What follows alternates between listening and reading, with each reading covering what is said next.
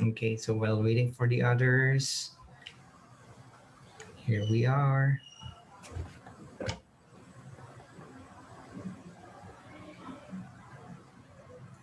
Okay.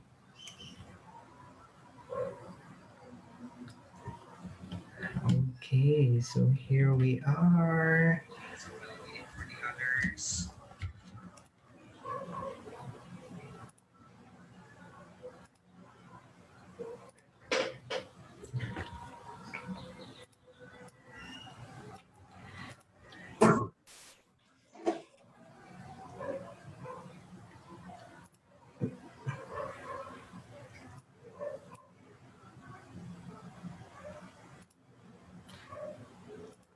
And I can clearly see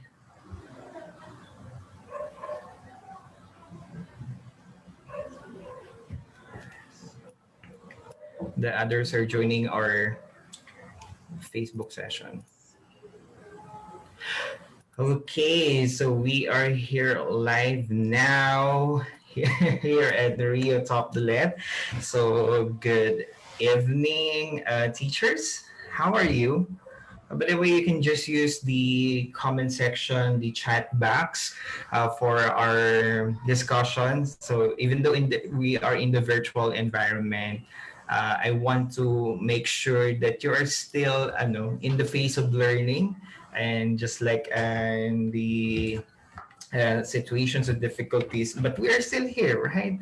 Kasi life goes on naman when it comes to teaching and learning.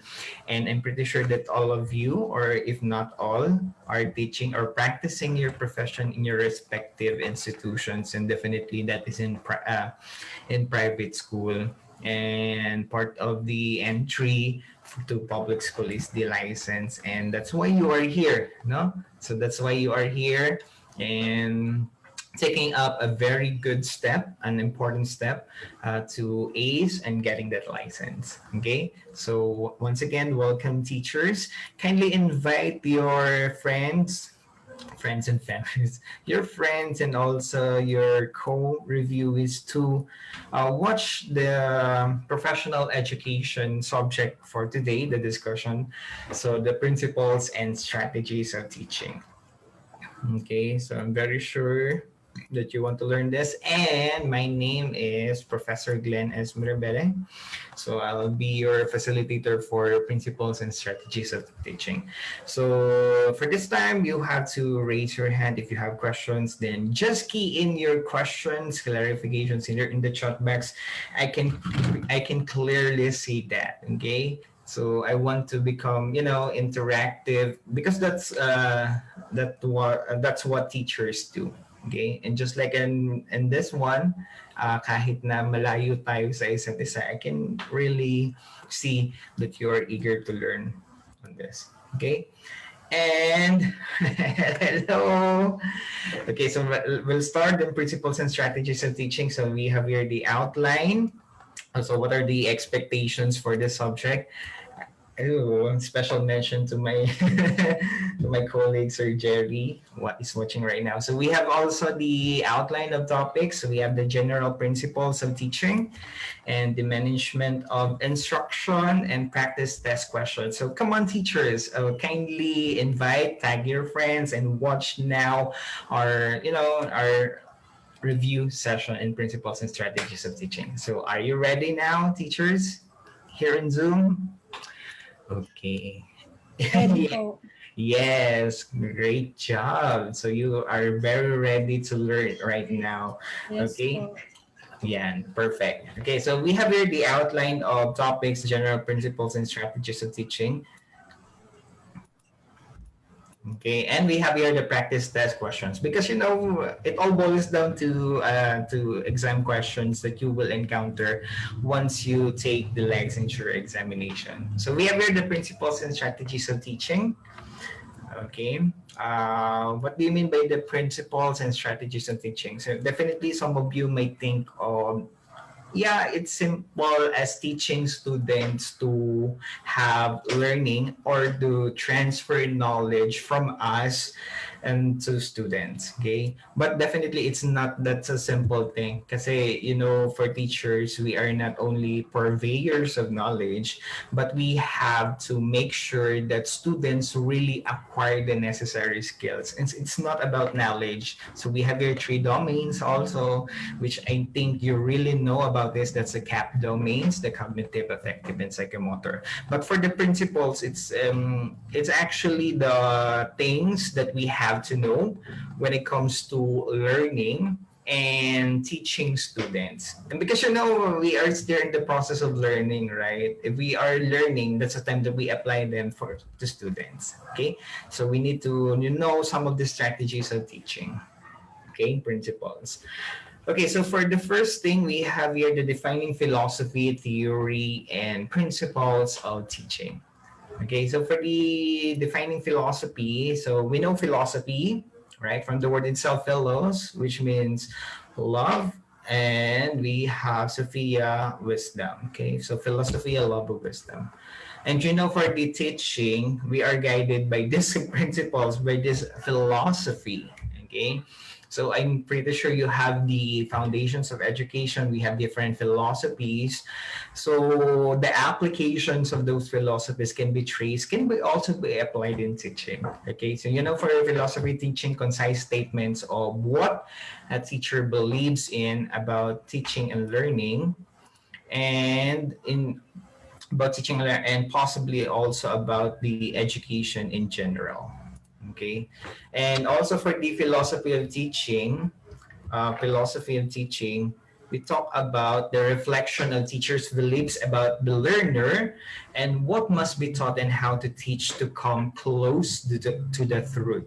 Okay, and kung ano ba yung prinsipyo mo, ano ba yung dahilan mo on why you are teaching students. So that is your image, or that will be your guiding principles in everything that you do as a teacher. And we can trace that also to educational philosophies that we did before. Okay, so we learned before. So those are the perennialism, idealism, and even the essentialism, existentialism. Okay, so it all boils down now to application, and that is the philosophy of teaching. Then for the theory of teaching and learning, we also have the substantiated explanation of teaching learning situations is based on a body of facts repeatedly confirmed through observation and experiment. And for this observation and experiment, these are well guided because ginamit na sila ng educators before, and this has been tested through time tested methodologies, and some of the things that we have to know that some of the things that we have to know that are applicable to learners when teaching learners. So those are actually effective methods because we want to teach students to become effective learners, and for us to cater such learning experience, we have to embody a great principle of teaching. And that is enunciated in the theory of teaching and learning. Okay, if we know the process of learning, we know how to teach students. Okay, kapag alam natin yung mga prinsipyo, paano ba sila natututo? They learn best when seeing, when touching, when hearing something. So if that's the principle of learning, if that's what the way the learners learn a knowledge, okay, so ganun din yung dapat nating gawin when it comes to teaching. Okay, and for others, we also have the principles. We also have the principles of teaching. Okay, so for the principles of teaching, this is a fundamental truth, law, doctrine, or motivating force upon which others are based. Okay, and this is actually overwhelming obvious ideas that are often accepted as a matter of faith, and also these are can be used as a set of guidelines that are based on sound beliefs about the nature of learner, the teacher, and the learning environment that led to the improvement of teaching and learning. Kasi for us, yeah, we as teachers, we want to teach students knowledge, skills, and attitude. We must know how to operate learning. Kasi for students, they are learn best with this. We have to anchor or we have to match our teaching principles to their principles of learning. Okay. And not only that, not only the episodes of learning that we have here, the teachers, as mentioned here, teachers, the learners, and the learning environment. Because, learning hampers when not in a conducive environment. So imagine no kapag sobrang ingay sa labas and that interrupts the learning. So there's no learning, teaching, learning will happen. Kasi hindi kayo magkakaintindihan pag sobrang ingay sa labas. And even if there are no materials, no, we can improvise, yeah, but definitely mas maganda pa rin if we have means or ways on how to make teaching and learning fruitful. Okay. So we have teaching and learning fruitful to our students. Okay. So this one, we have here also the elements of teaching and learning. So we discussed this also, the three elements. The first one, we have here the learners. Second, we have the teachers. And the third one, we have the learning environment. So don't forget that. Okay. Don't forget the three. Okay, so we need to study the learners because that's why we're teaching, right? Because we want learners to learn something from us. And that's the way how to transfer knowledge from us teachers and to learners. Okay, and for learners, these are an embodiment of body and spirit. That also depends no, on their level. Kasi for the levels, grade levels, preschoolers, toddlers, hindi naman tayo pwede magsalita ng mabilis, no? So we have to make learning fruitful by making them see, to have the motor skills for them, kasi that's their way of learning that stage. And for us, we need to anchor some of the things that we do for the grade schoolers until grade 6. And for the junior high school, syempre, ibang approach na naman yun. Then we have the senior high school. And most likely for college, at iba namang approach naman for the adult learners or the andragogy. So we have the pedagogical approaches, the styles of teaching. And for learners, we need to anchor this based on the ways on how to learn a certain skill or knowledge. Okay, so they are actually equipped with cognitive faculties. For cognitive, that means on the brain. Okay, something that revolves in around their mind, and that concentrates their thinking processes. So we have here the form of senses, we have here the instinct, the imagination, so imagination beyond limits. We have here the memory, the intellect. And also for the learners, they are actually equipped with appetitive faculties or being a functioning individual. Okay, so for the functioning individual, these are actually feelings, emotions, and rational will. Okay. So also for the elements that make learners different from one another, we don't advocate that one size fits all.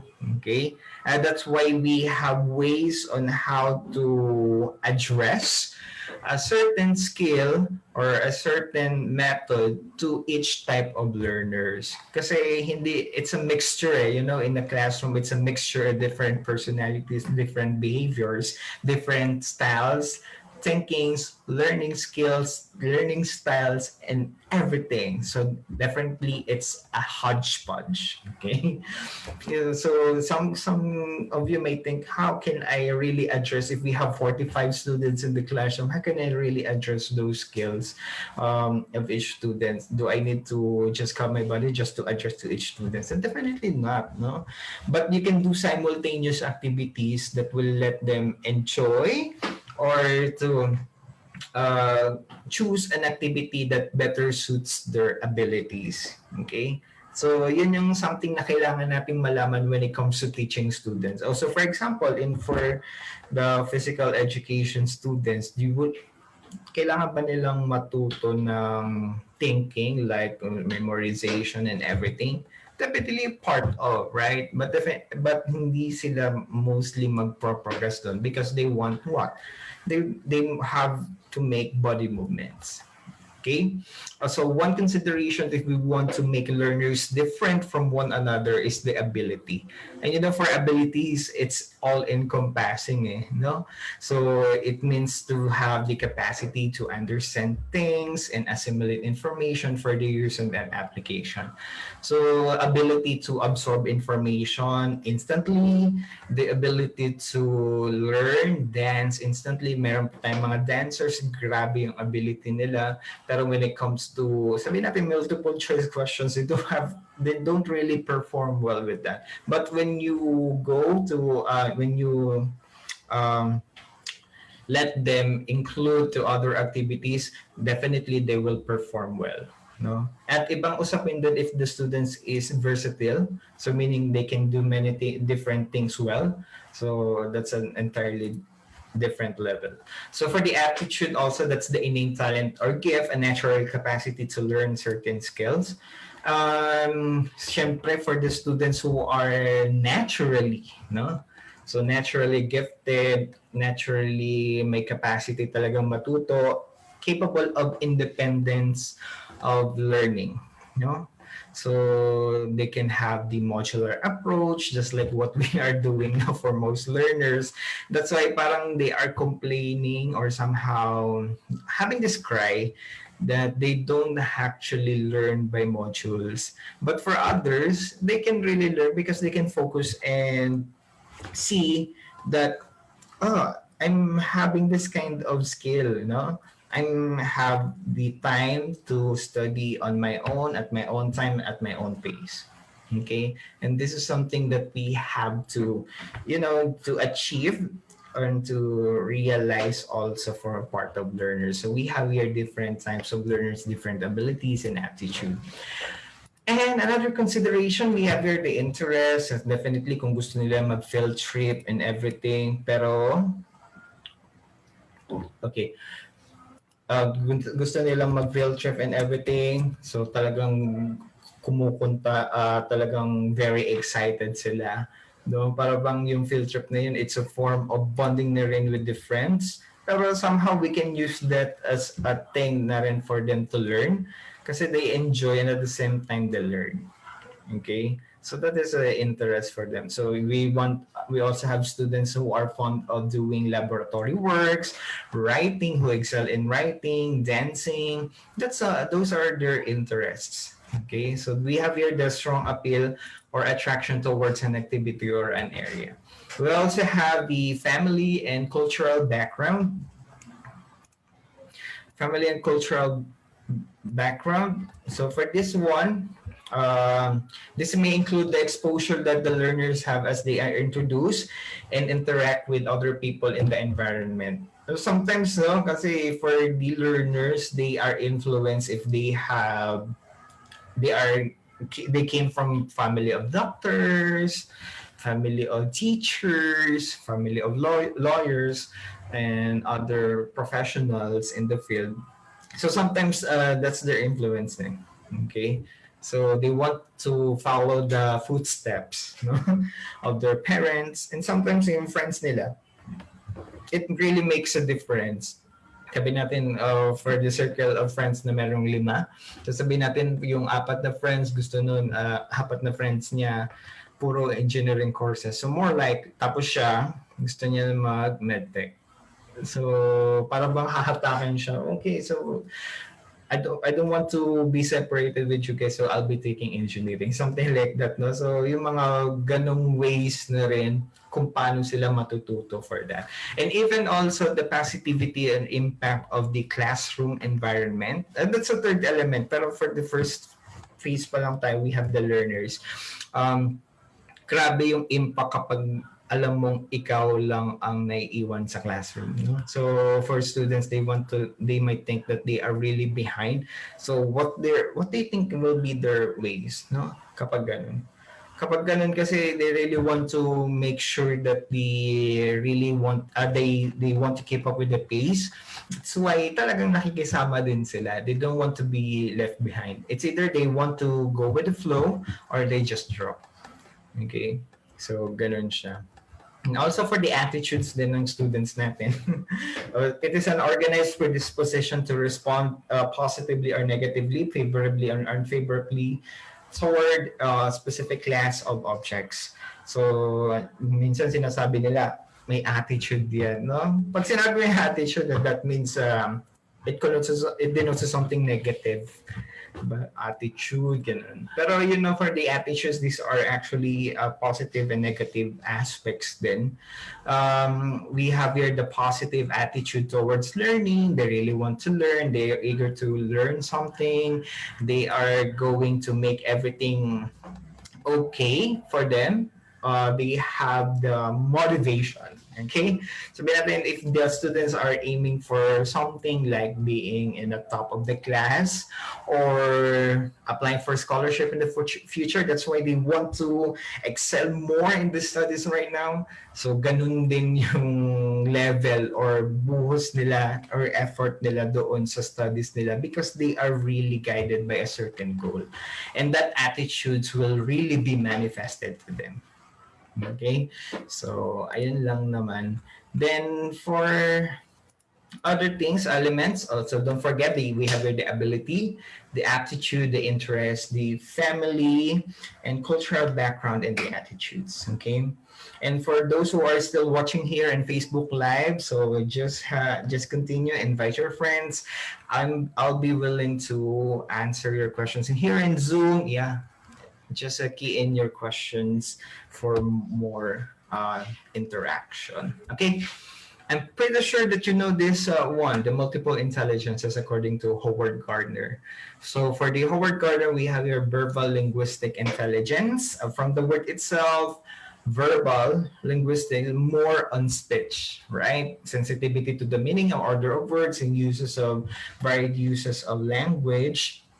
Okay, so in that sense or in that thing, we want to learn. The learners are particularly performing when they have the verbal abilities. Okay, so use of words, they are speakers, they are writers. So parang yun yung malalaman natin magiging future nila, di ba? So, ayun. Then we also have the logical mathematical intelligence from the words of logic, right? So for the logic, it means a way how the students recognize patterns, how to deal with numbers, and how to arrive with the solutions or problem solvers. So these are actually long chains of reasoning to recognize patterns and orders in the world. So they are really good in making connections. Kasi yun nga from the word is so patterns di ba? So patterns, connections for them to in identifying things, or the order of things. We also have the spatial, okay? So for the spatial intelligence, that's the ability to perceive the visual world accurately and transform modify aspects based on one's expectations. So these are actually artists, no? So they have wide imagination about things and they sometimes express this into varied forms, not through words. Some that's a part of the verbal linguistic literary sila di ba? And like for spatial, they have to draw something, the line by spaces. So those are the spatial intelligences. Okay, so these are actually artists. Artists in the future because they can really perceive the world in their eyes and creating something out of their imagination. So imagine that. Okay, so we have also the bodily kinesthetic, no? From the words of kinesthetic, okay? You dance, and for others, they use their body to build what? exposure and learning experience, they excel, no? So for those who are bodily kinesthetic, they are performers, they are theater actors, actresses, directors, etc. Okay, so they are engaged in physical activities. Okay, so they move their body, and that's how they learn. Okay, then we also have the musical intelligences. You know, we have child prodigy for musical instruments, and also talagang very gifted when it comes to handling instruments. Very nakaka-amaze, no? So super amazing. It's really in that ecstatic and really wow. It's really in state of awe. Alright. For musical intelligence, sensitivity to pitch, melody, and tone. Sometimes, ayun, they perceive music well. So, songwriters, they are poet also, then singers, etc. Okay. For interpersonal, from the word itself, inter, that means two or more people are involved. Okay? So they are mostly friendly. Okay? So ganun naman yun eh. But if we are interpersonal, they are friendly, make distinctions others, they observe the others, no, and make distinctions among them. Okay, and for the interpersonal intelligence, it means they are having the connection with others, which is really good and important. And sometimes we say this that they are, what's it with the psychology, they are extrovert. Okay, because they want others to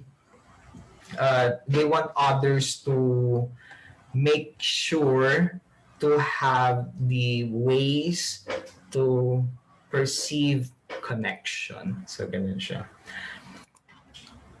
Okay, so there's a question here. What are other example of learners with spatial intelligence? For in spatial intelligence, they are in space. They recognize space. For patterns, kasi that's part of the logical, mathematical. Okay, so they are actually artists. No, so they receive patterns, artists. They are good in visualizing things. Architects also, engineers, but somehow kasi for engineers, more on logical. But when it comes to designing, grabe din yung details nila, no? When it comes to structuring, bridges, how to make things, organize the tables, ganon, para talagang they are in equal parts, no? So pag ganon siya, equal parts, dimensions, just a mirror of each other.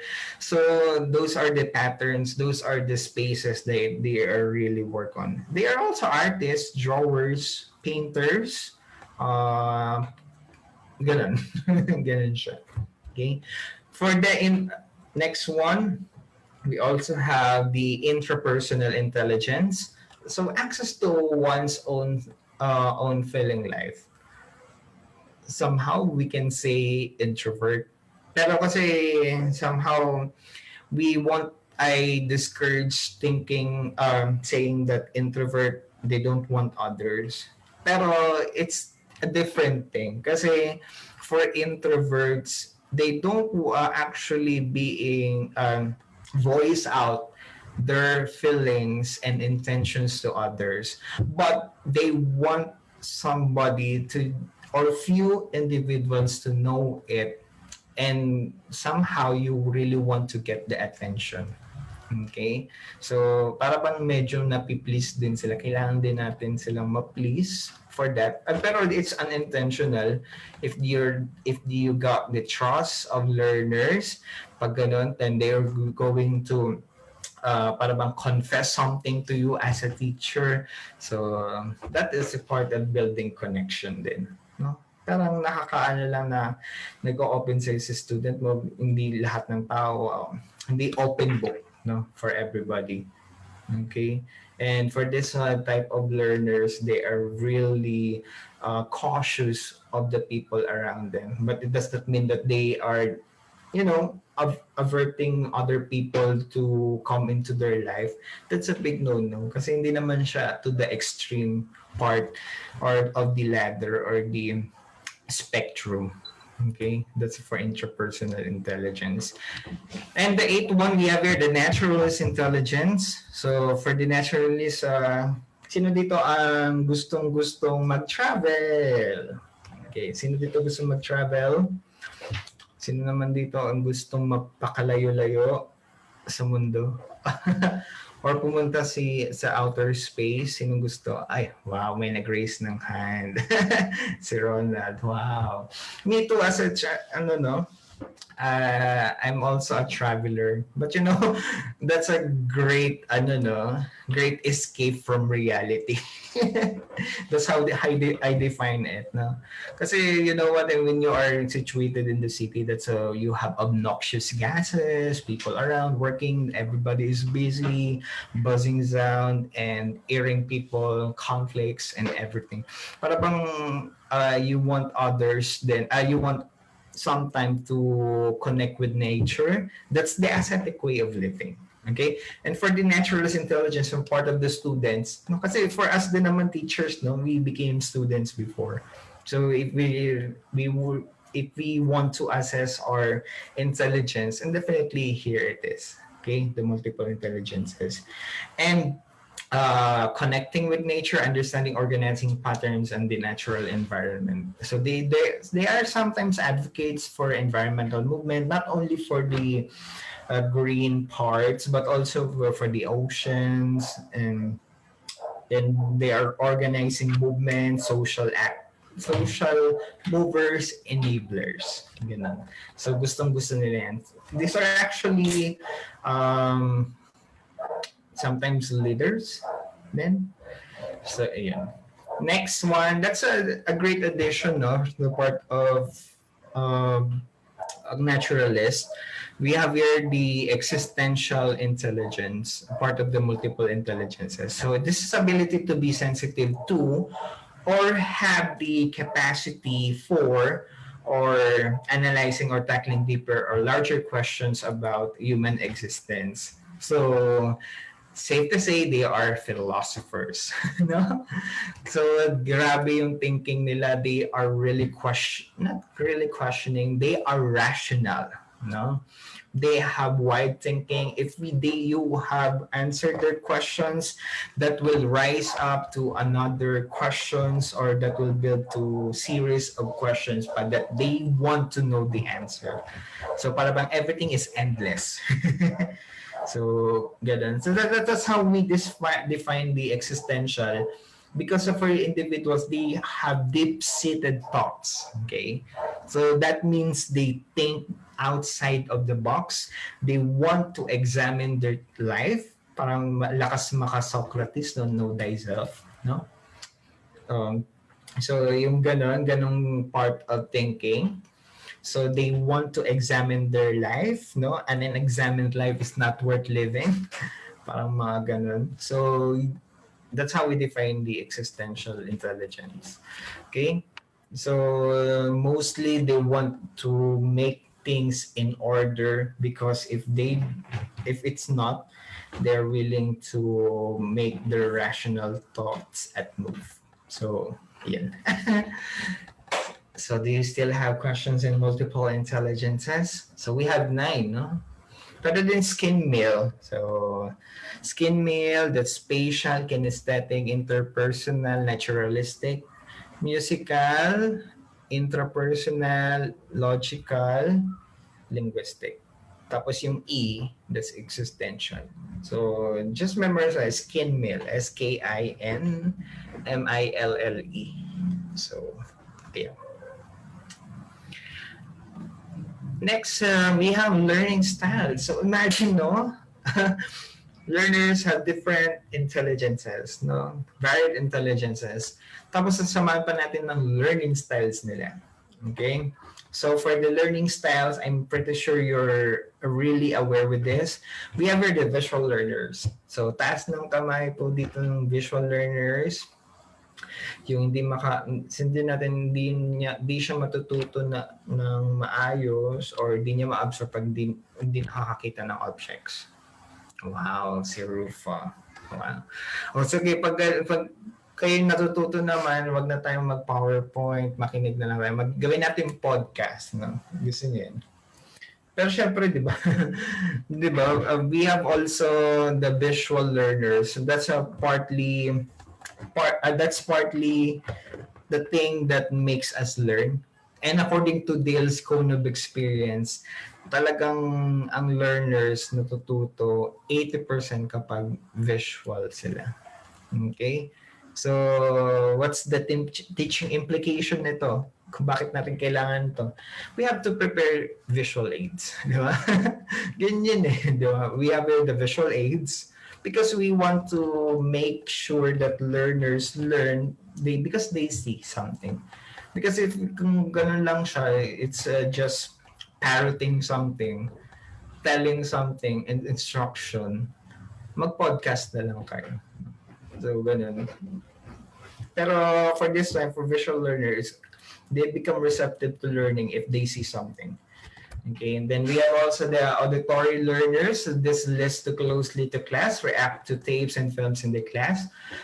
They are more receptive when hearing something. Parang yung kunwari nanonood ng movies, di ba? Tapos merong sinabi yung actor or actress na line.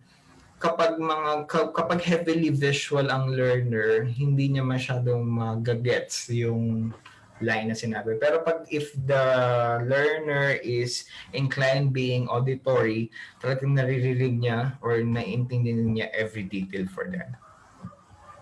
Sometimes also yung musicality, musical thing, talagang narinig na, oh, high note ito, no, low note to.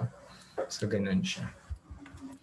Next, we have also the verbal learners. Ayan, mga makuda. No? So, yung kapag mga ganyan mga students nyo, kung nailan yung sobrang ingay nila, just have a task for them to speak. No? So, pwede nyo silang gawing microphone, di ba? Sa class, megaphone. Tapos, grabe yung mga students na sobrang ingay, no? Kala mo may umaluhokan kayo sa classroom. Pero for this one, for verbal learners, they are really maasahan. No? Kasi as part of you, they want to establish authority din. And they can speak a lot. So, ayun. Talagang nagiging part na siya ng classroom routine ninyo. So kailangan yung i-utilize din tong verbal learners to recite, to present something. So those are the applications that you can do. Wow, diba? Also, we have here the tactile learners, favor subjects that allow them to work with their hands. So, yun, gusto nila na bumove ang hands nila. They draw, they cut papers, they sign a bulletin, mga scrapbook, alam niyo yun. So, yun yung mga gustong-gusto nilang gawin. Wow. For others watching from Bohol, Albay, wow. Go lang. Yung mga from tactile learners, yan nga, gupit-gupit, no? Alam niyo na yan. Kasi for tactile learners, they are really good in designing something. Okay. And lastly, we have here the kinesthetic learners. They learn more by moving physically. Okay. So, sino dito yung meron nang naging students na talagang grabe and kulit, no? Hindi mapirma sa isang lugar, no? So, kung kayo may ganong students before, syempre, di ba naman ngayon, di ba? Kung nasa setup tayo ng online. So, kapag ganon, hindi sila mapirma sa isang lugar, kinesthetic sila. So, they really have to move. Ganon siya. Sometimes we have to realize yung mga ganon, no? Hindi naman sila to the point na nagmi-misbehave sila. But that's the way they are. That's the way they learn also. And for you, a good teacher will tap those strengths and turn them into something fruitful for learning. No? So you really have to think of it, teachers. We also have this kind of learners, active and reflective learners. For active, tend to retain, understand by doing something with it, discovery, applying it to explaining to others. They tend to do group work. So, mga active sa klase, recitation, they do group work. They are actually leaders in the classroom. So they lead their group to become better and parang bigyan nyo sila ng role na talagang mag-showcase yung talent nila and they really want it. No? Sometimes kasi meron din tayong mga students na task-oriented, no? So they are really organized. They want to organize things for their group. They are really active. And some learners are reflective because prefer to think about it quietly first. Meron tayong mga students na tahimik, pero pagdating sa exam, ang taas, no? Yun pala, alam yun na. Pero kidding aside, for the reflective learners, they want to be at their best when they are own. No? So kapag nandun sila sa sarili nila, they want to think. Yeah, they do reflective thinking. They are not fond of voicing out their opinions, but definitely makukuha mo yung opinions nila once you give them the opportunity to tell. So yung mga students na, hello, mga ganon, what's your idea about it? What's your opinion about the recent happenings here in the Philippines? So pag ganun, if you tap them, you call their attention, and that's the time that they can really explain their side, and you will be surprised on their the way they think. Okay, so ganun. Pero hindi naman ibig sabihin for the active learners they are not reflective. It's just something of a percentage. So mostly kung kayo active, kung ganito yung style nyo, you will be exposed to reflective activities. And sometimes also for reflective learners, they will be exposed to for activities that require participation, active participation. So we just want to explore the spectrum din kasi, no? Next one, we have here the visual and verbal learners. They remember best what they see. Visual, okay? Through the eyes, diba? Everything that goes beyond our eyes. And if you don't want to use your eyes, just use your imagination because it has no limits. For the visual, because they are receptive to letters, to the pictures, to words they see, they learn with that. Okay? Yeah, some part din kasi it's the observational learning eh. Kasi pag nakita nila tayo that we are doing things right or we are demonstrating something for example, how to make a kite. So we demonstrate that. Syempre hindi naman pwedeng makikinig lang sila, di ba? They want to see something for that. How should they do that?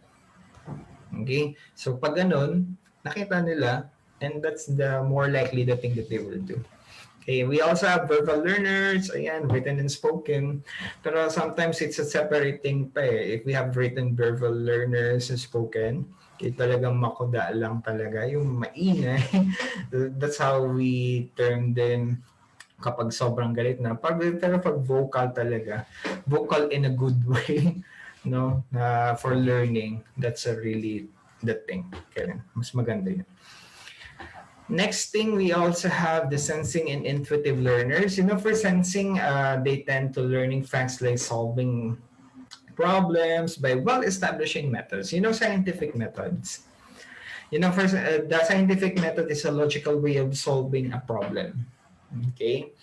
So for solving a problem, we follow the steps. That's the logical way, right? So identifying the problem, hypotheses, getting the facts, experimentation, conclusion. So that's how they do things perfectly. So they don't want to skip the methods. Unlike for intuitive learners, they prefer discovering possibilities like innovation and dislike repetition. So it's more of a trial and error method. Okay? So, hindi sila nag-explore sila, but something, it does not fit their current situation. That's why they explore. So for example, paano maalis yung bubble gum sa damit, no? Siyempre, yung gagawin ng iba, magsa-search yan, they will do this one, lagyan ng calamansi, then ganito, and sunrocks and everything, tapos kuskusin, ganun. Pero for others, they will just have the gas, no, pampaalis ng anyan, or kukut-kutin nila. So those are the discovering possibilities, which are sound correct, di ba? Kasi they are exploring possibilities eh.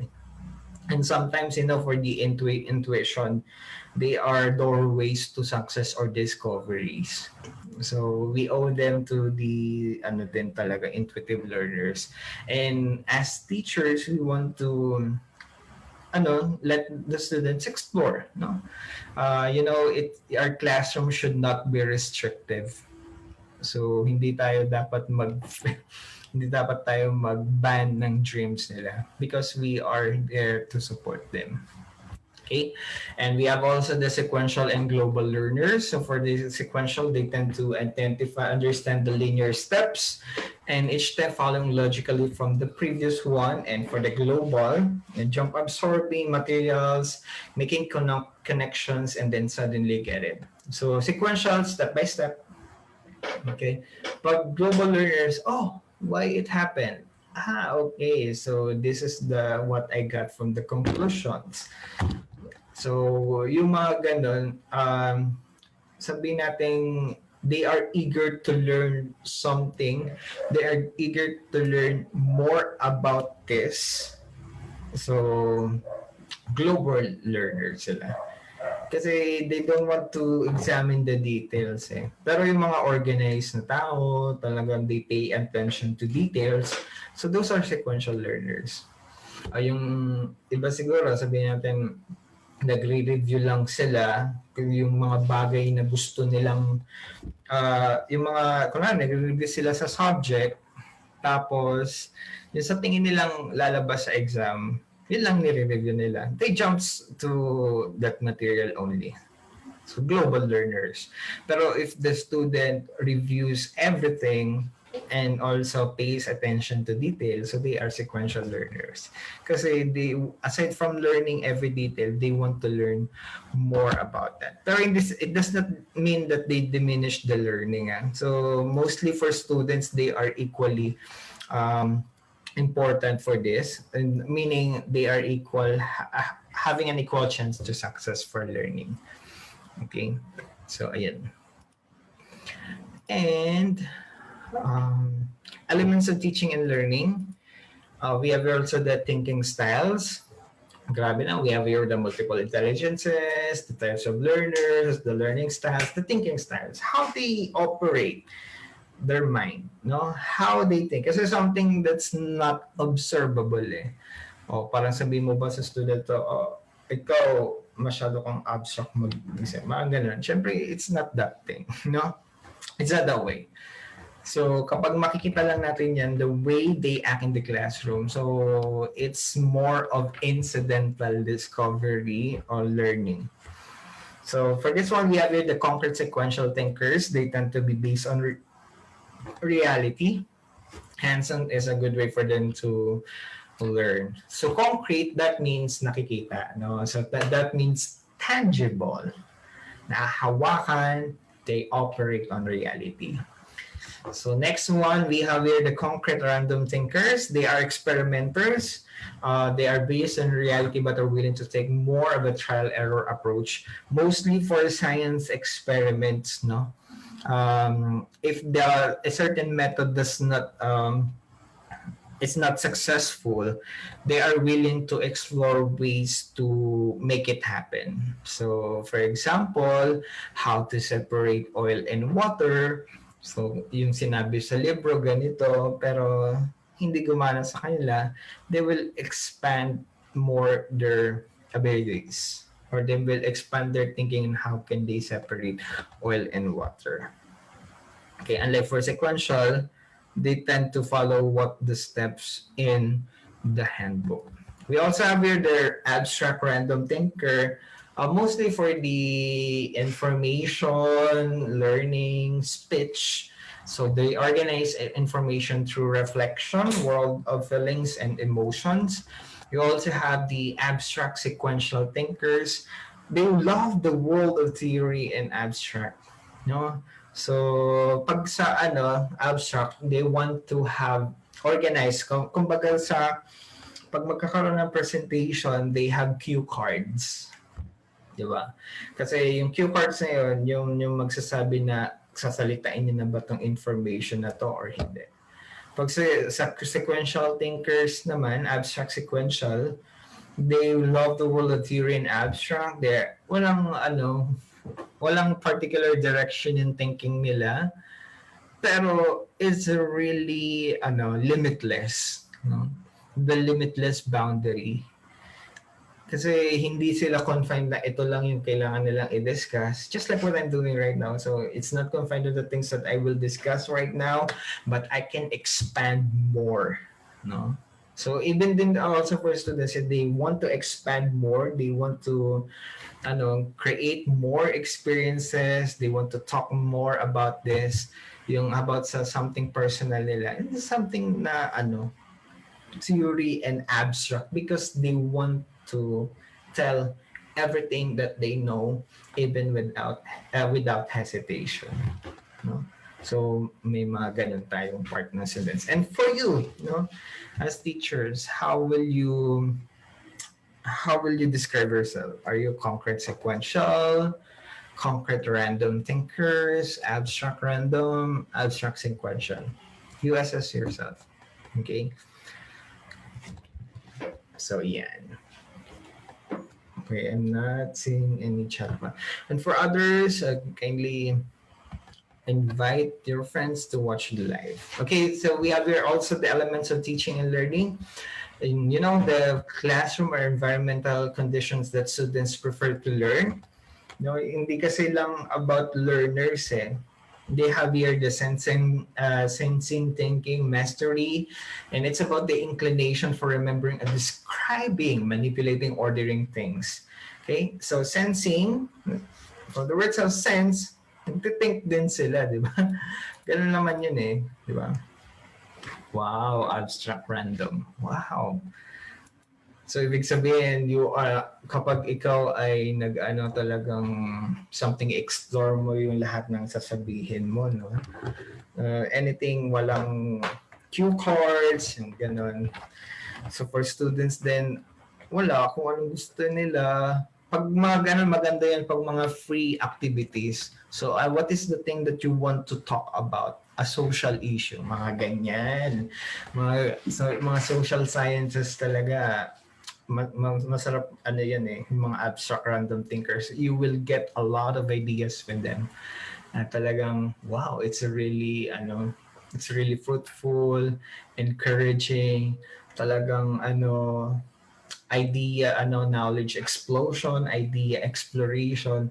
So talagang nakaka-amaze talaga. Kasi I once had a class before na we have a free talk about the things, the social issue. Then I really learned from them actually. Kasi they discuss everything eh. Para bang anything that goes beyond their mind. And that goes within their minds, explore beyond their speech. So talagang sinasalita nila. And that is something na, wow, it's really amazing you have that kind of thinking. And for students, talagang maganda talagang mag-explore ka dun. Mag-bank ka dun sa kung ganun uri ng thinking meron sila. No? Next, we have here the sensing and thinking. For others, wala akong nakitang sagot. Ina-assess niya pa talaga yung niyo. Kung ano ba kayo, sensing. We also have the sensing thinking, ability to organize, report, build, plan, or carry out projects. Kasi you have the things na dapat tangible hinahawakan, diba? You also have intuitive thinking, inclination for analyzing, testing, proving, examining, connecting, and ability to argue, research, develop theories, and explain. Pag talagang sensing, kailangan talaga may makikitang products. No? So that is the manifestation of the reality of their knowledge. So kapag gumawa sila ng sabi nating reports or the PowerPoint presentation, that is considered a product. No, they sought a project about a robot. So ayun, they carried out the project. Okay, pag ma-intuitive, mostly they have the theories, they talk about it, a debate. That's a good example. Okay, so testing, presenting something, then telling something, panel discussion. So intuitive thinking yan. We also have the intuitive feeling, that's self-expressive, the predicting, speculating, and something about themselves. No? So imagining, generating ideas, developing insights, then ability to develop original solutions, think metaphorically, articulate ideas, express, and create. So mostly about their feelings. Kasi you know what?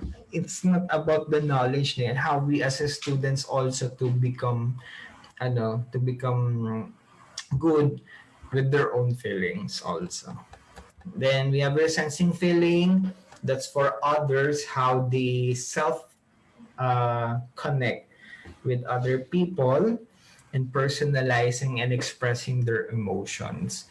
And for students, syempre hindi lang naman yan about learners, students. In between breaks, they have time to socialize with other classmates.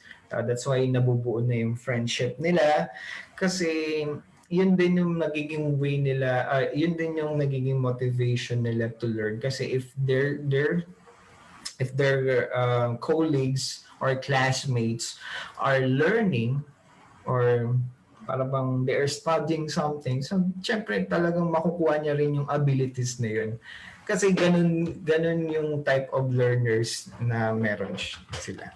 Okay, sa classroom. Or ganun yung type of friends na meron siya. Okay? So, I do believe kasi the importance of environment in shaping an individual. And even science agreed to that. Okay, so for example, even for the twins, no, genetically they are 100% identical. Pero saan lang sila magbabago if they have, sabi natin, yung hair nila, yung isa nagpagupit, yung isa hindi. Yung isa influential ng ganitong person, no? So the environment really shapes how an individual. Sorry, ano nangyari? Sorry. The environment shapes how an individual progresses through her lifetime. So yung isa naman, puyat ng puyat. Diba? So ano mangyayari sa kanya?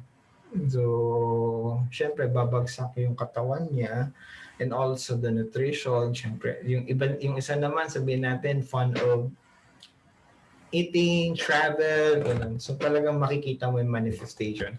And those are brought by the changes in the environment. Okay? Ayan. We're done with the learners. And second one, we have here the teacher. And for the psychological characteristics of a good teacher, we have here the personality. Tayo naman, no? Ano ba yung, meron tayong nakikita teachers na stricto, stricta, parang araw-araw may menstruation. Kilala niyan? Okay, so psychological characteristics of a teacher can be personality, attitude, experience, and aptitude and achievement.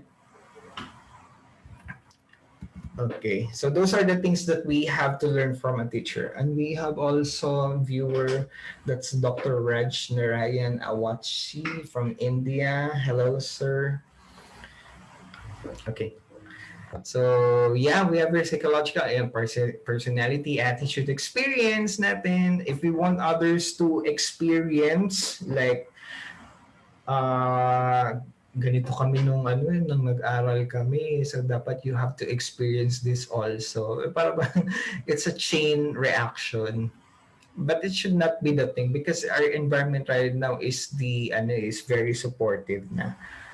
Okay, when it comes to learning and not the way that we are purveyors only of knowledge, but we are here as facilitators of learning. And we have also the attitude, how we deal with students. Our experience also matters kasi the way how we interacted with different pupils or students build the way we interacted, so builds ourselves as a teacher. It will carve something in us that we became patient. Before, based on my experience, I was impatient, but right now with my years of experience, I manage to have self-control on things. I understand learners. I try to view different angles and situations and understand this with purest intention. And those are the things that you have to do then as a teacher, because you want students to build themselves. You have to build yourself also. And as the adage goes, you cannot teach something that you don't have. Okay. And you have here the aptitude and achievement. Key behaviors that contribute to effective teaching. We have here the lesson clarity, making points clear to learner who come from different levels, understanding and explaining concepts in a way that would help learners follow along in a logical order. What's the main reason for this? For effective teaching? Because if we have sabog-sabog, we have disorganized learning experiences in the classroom. More so, you have disorganized learning episodes, and for students, they don't know how to connect. How that how was that happen? Mga ganun siya. Parang sa lesson clarity, the main goal for this is to make our learners understand the lesson and with the use of lesson plan. So ito na yung lesson planning, kaya tayo nagkakaroon ng lesson. Why? Because it's a strategic way on how to deliver how to deliver the learners the learning experiences, the knowledge to students. We also have the instructional variety. Yan. We capitalize on this kasi for us teachers, we need to know this. Instructional variety, variability, or flexibility of delivery during presentation of the lesson. Why we have to include this variety? Because our learners are different. Okay? We cannot capitalize only on one size fits all phenomenon. Okay, we want others to learn to become inclusive. Okay, to become inclusive in our learning experiences. What's next? Next one, we have also the teacher task orientation. That's the amount of classroom time the teacher devotes to the task of teaching an academic subject. So we need to consider then the time. No? Kasi, for the time, it's really a great thing for students to absorb the information. Because if you just compress the information in just in a few minutes, anong mangyayari? What will happen? As a teacher, you will tend to increase your speech, which may become, you know, not understandable for students, and students not immediately absorbing the information. So for learners, they have different abilities.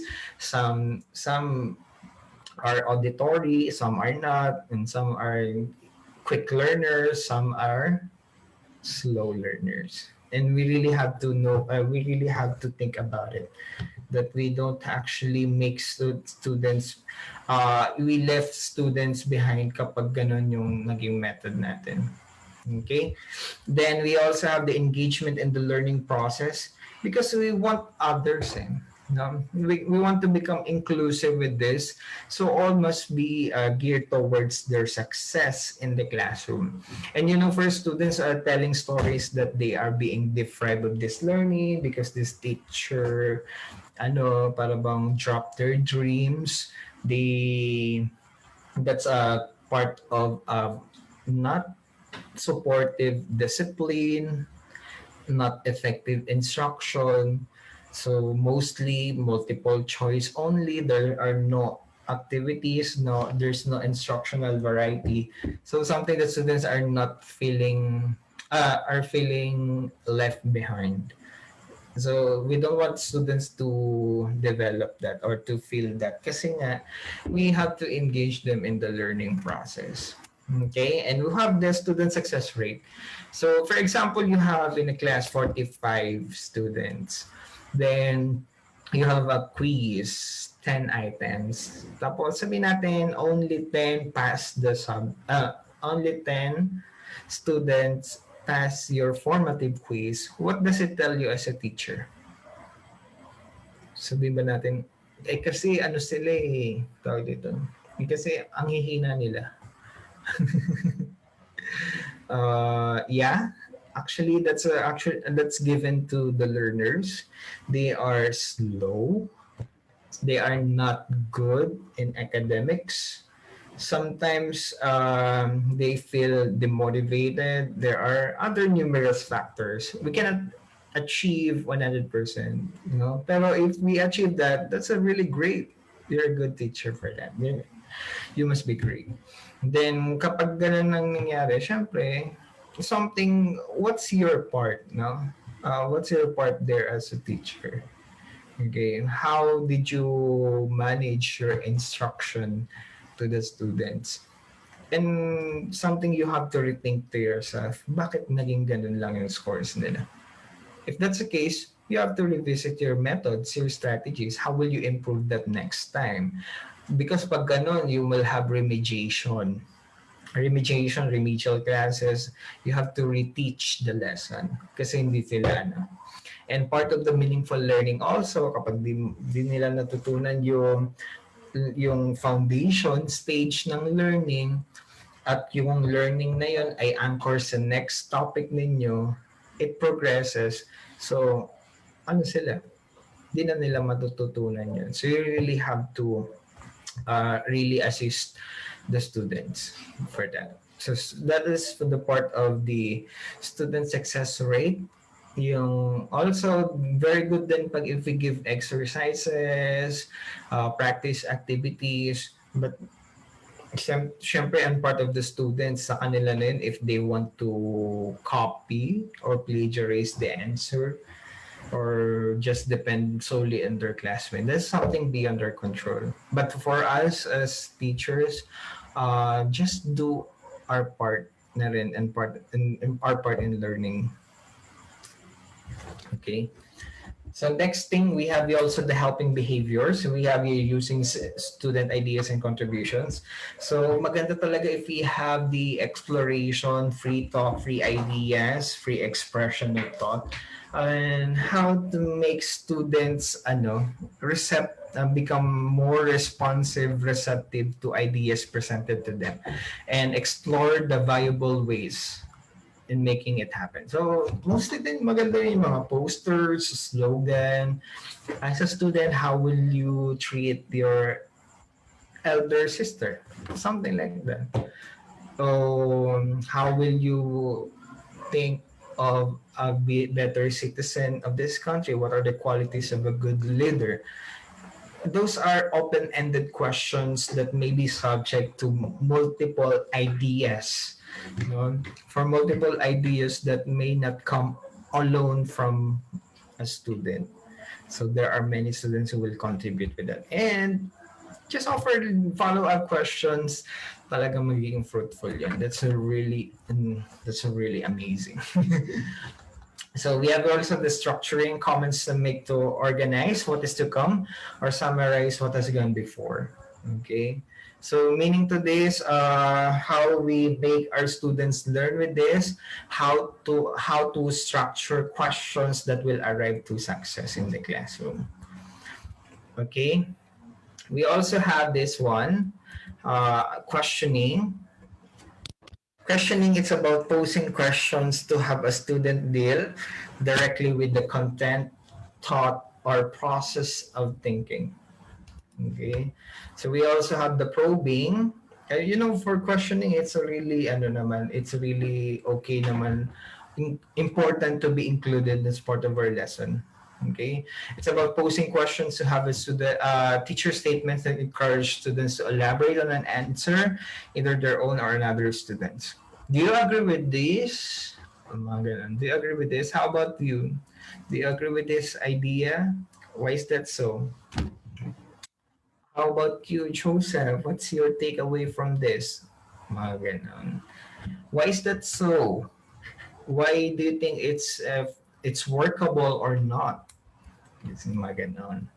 Then we also have the teacher affect, the emotions underlying a teacher's actions that the students perceive. Sometimes um, we insert personal matters. For example, we are in great depression or relief, or we are undergoing difficult times. So parang something na realize din or na perceive din ng students natin. Sir, ma'am, you are sad today. What happened? Mga ganun. So that something manifesting to your classes din. Okay, that's the third one na we have here, the learning environment. So for the learning environment, so this is the place where teaching and learning can take place in the most effective and productive manner. Then consists of physical, psychological, not only the physical, no, the arrangement, but the psychological environment that surrounds the learner and that influences his or her learning. So kung yung ano niya, yung mga kasama niya is puro, sabihin natin, fast learners, tapos siya ay hindi masipag, anong gagawin niya? So definitely, that student will go with the flow. If the students naman sometimes influence, bad influence, good influence, that's why nga sinasabi, tell me who your friends are and I'll tell you who you are. Kasi doon pala makikita mo if ano bang uri ng tao ang kasama niya. And practically, that's the kind of person he or she is. Okay, so ganun din sa learning environment. If that very achievers sila, sabi natin circle of friends niya, lima, they are all achievers, that's really good kasi talagang mag-aaral at mag-aaral sila. Yung sa learning environment naman, not only the four classroom, even for in remote areas, talagang nawalang sufficient classroom, talagang sa labas lang sila, no? Or doon talaga sila sa maliit na classroom or multi-grade pa. So multi-grade, that's mean the mixture of different levels in one classroom. Kasi ilan lang yung students. Sabihin natin 10 sa grade 1, tapos 5 lang sa grade 2, grade 3, 4 lang. So pag ganun, multi-grade na sa isang classroom, sayang naman if we have more other spaces pa. So nandun sila sa isang classroom, they are taught at the same time by the same teacher, which is really happening, and that's really sad then kasi you cannot for a teacher, parang it's so hard to prepare many activities at one time simultaneously, you know. Pero for this one, for just the reality kasi of life, no, and something that's a challenge for you as a teachers also. Then for this one, these are factors and situations that are likely to promote or diminish students' motivation to learn, and promote diminishes student motivation to learn, how to help students to become self-motivated. Yeah, for this one, kung very supportive an environment niya, yeah, okay. Meron nga iba naglilipat nga ng school because they don't want the environment kasi a lot of bullies, mga ganun. Or sabihin natin hindi kaya ng curriculum kasi masyadong advanced, especially for science high schools, etc. Pwede kaya, there's a question, pwede kaya think, pair, share? Or what's with think, pair, share? Yeah, but what's with think, pair, share? Yeah, pwede naman yun. It is a strategy by which students will pair, then they will share something. Yeah, not only with the teacher, parang they exchange ideas, and after the think, pair, share activity, they will present in front. Tapos ano yung mga napag-usapan nila, ano yung naging consensus nila. And that's a good strategy. So we'll discuss that in for other dates pa, yung mga strategies natin for teaching, which is a very good thing. Next, we have here also the features of the learning environment. We have here the arrangement of furniture, the physical condition of the classroom proceedings, and the interactions. Sometimes students are not learning if they are not connected with their classmates. Wala silang makasundo. Which is really happening naman, and which is talagang inevitable din. Kapag ikaw na din naman wala kang makasundo doon, para bang are you able to concentrate well with your studies? Definitely no. No? So hindi kayo makakoncentrate for that if you have something inside the classroom. And something that bothers you, that bugs your mind. So all you have to do is to quit, right? Quit in the school or to go to another school. Ganun. Next thing we have here, the principles of teaching. Okay, so for the principles of teaching, it's a complex, multifaceted activity often requiring us as instructors to juggle multiple tasks and goals simultaneously and flexibly. So don't forget that the important elements of teaching and learning, we have here the learners, the teachers, and the learning environment. Okay, don't forget those. Then for the principles of teaching, this refers to psychological laws of learning, educational concepts, and rules of practice upon which all educational procedures are formed. So imagine psychological laws of learning, how students learn. Kasi when we know how students learn a certain concept or how to learn inside the classroom, that's the time that we will anchor our teaching. Kasi hindi naman pwedeng nagle-learn sila or mas matututo sila using visuals, tapos ang bibigay natin ng kung anong gusto lang natin like auditory. So that's a mismatch. Mismatch yun. Okay? Because sabi dito, we have this principle of matching our teaching to the psychological laws of learning on how students learn. Okay? So we have to think of it also. We have here the three types of principles. Starting principle, this involves the nature of learner and his psychological and physiological endowments which make education possible. Okay, ano ba yung something na ini-expect mo sa learners mo? So for example, if you will be entering in a public school system, no? Punta ka sa public, no? I'm pretty sure wala pa naman sa inyo dito in public kasi kailangan license. So how will you foresee, how will you see a classroom in public? Not the physical only, but for the types of learners. Sa tingin mo ba sila ay fast learners, so or slow learners? Ano ba? Mga ganun. Ano ba yung something ina-expect na sa kanila? So that's the starting principle. Okay, para bang you just have something na ina-expect mo for learners and this is your methodology of teaching. Okay? Next is we have here the guiding principle. That's a lesson plan. Okay? So sabihin natin yung napasukan mong klase is sabihin natin not so fast learners, hindi sila ganun ka sa learning. Pero yung prepare mong activities or lesson plan ay intended for high level learners. So you have here the guiding principles, that's a lesson plan and how to teach a subject. But something, it does not match because the guiding principle, the lesson plan, is something that it's not something that is not matched to the type of abilities. Kasi that's your expectation but the reality is there in front of you, being slapped you that they are not that kind of learner. No? So that's a mismatch again. No, the guiding principles, procedure, method of instruction, agglomeration of techniques may work together towards the accomplishment of goals of education. There's also a mismatch if you prepare something for low levels and for others na talagang highly skilled, sabihin natin, they will get bored. No, that's why for the areas of special education, it does not only cater for the gifted, but also for the slow learners.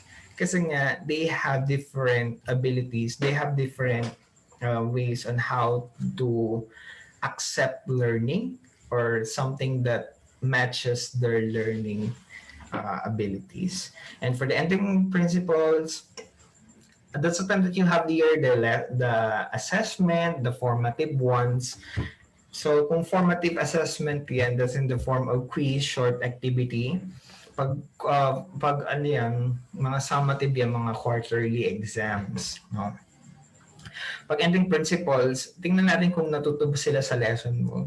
So sabihin natin you gave nga 10 items. No? 10 item short quiz, 10 items. Sige, sabihin natin out of 45, 10 lang ang pumasa. What does it tell you as a teacher? Ano bang masasabi mo doon? Ano bang masasabi niyo doon? That means ba na sila ay, slow talaga? Or, yeah, something, sabihin natin, ganun na talaga sila, but what did you do to connect or to improve that? Just, sabihin natin, slightly better than before.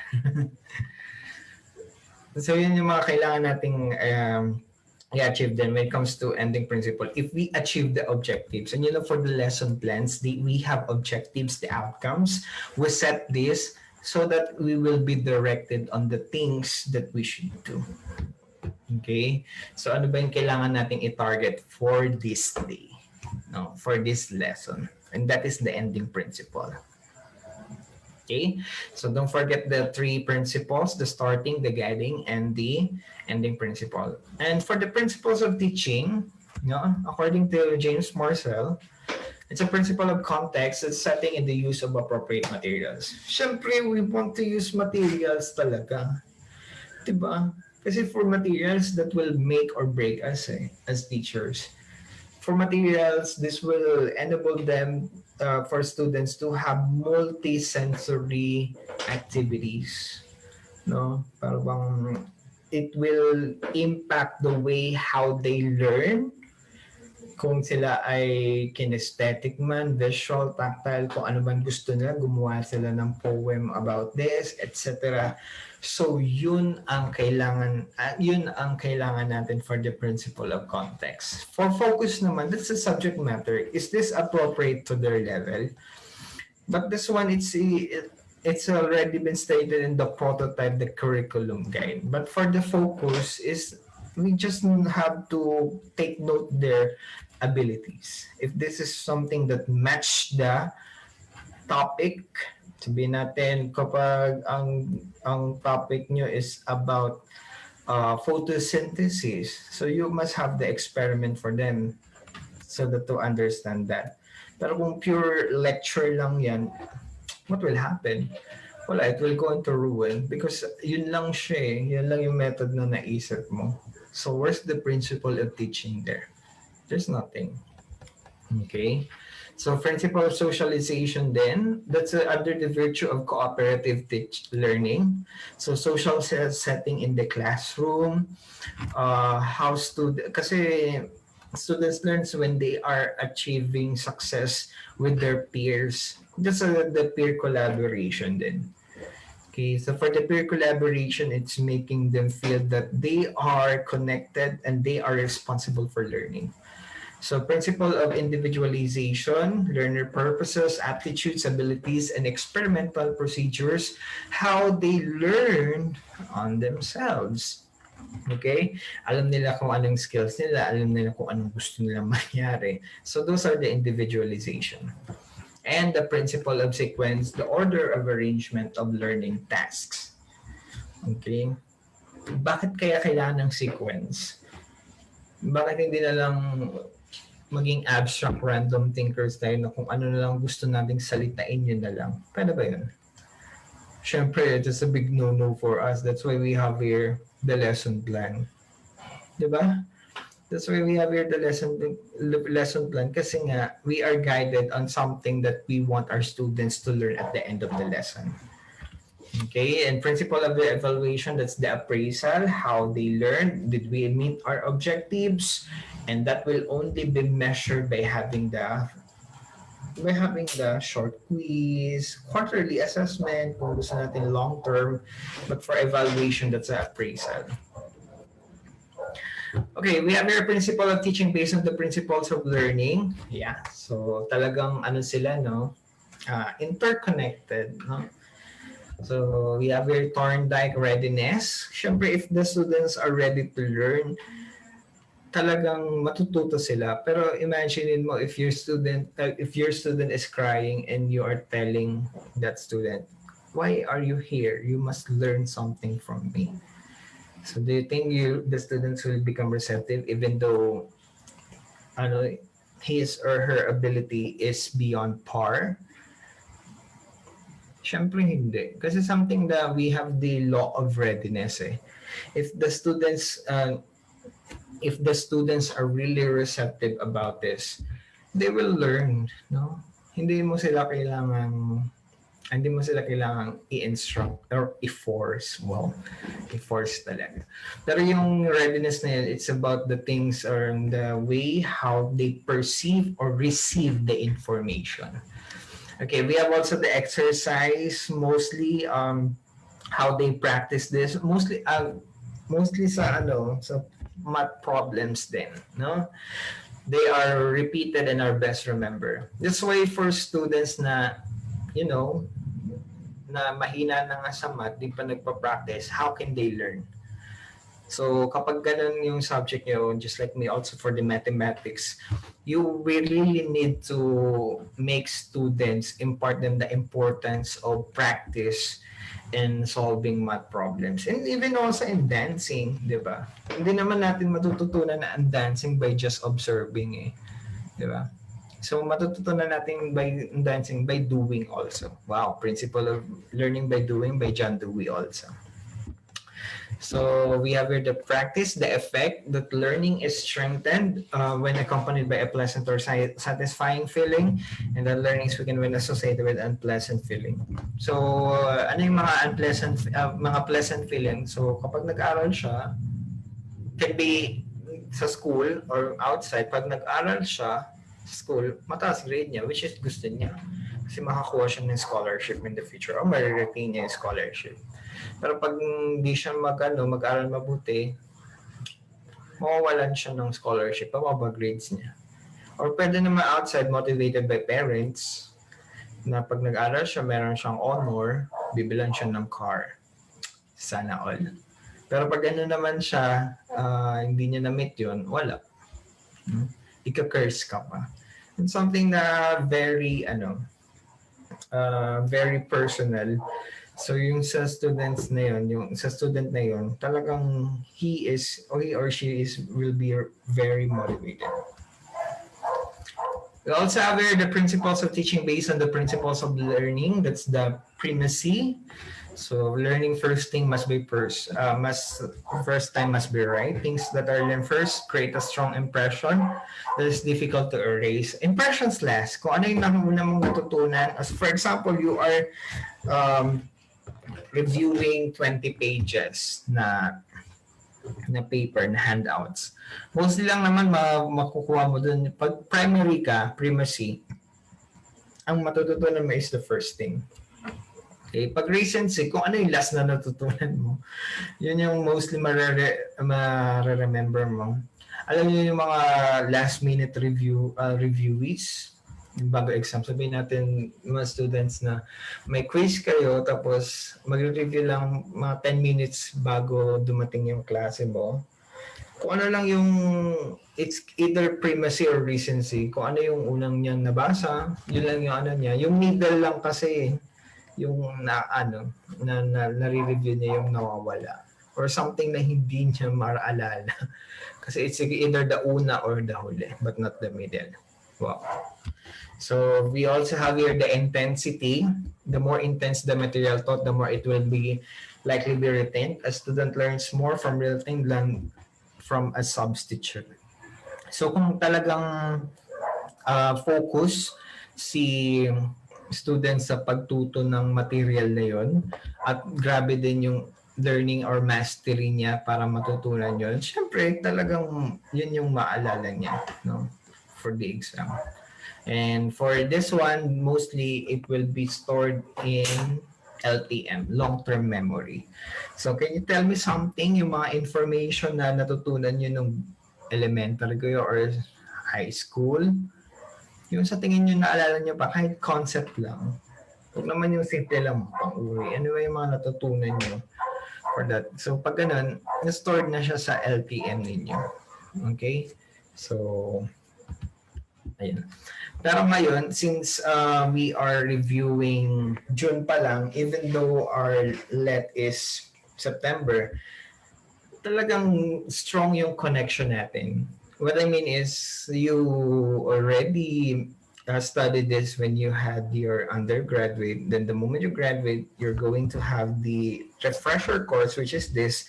Ayun nga, punta na tayo sa review session and for you to get your license. Okay? All right. Wow. Oh, so we're done with the first part.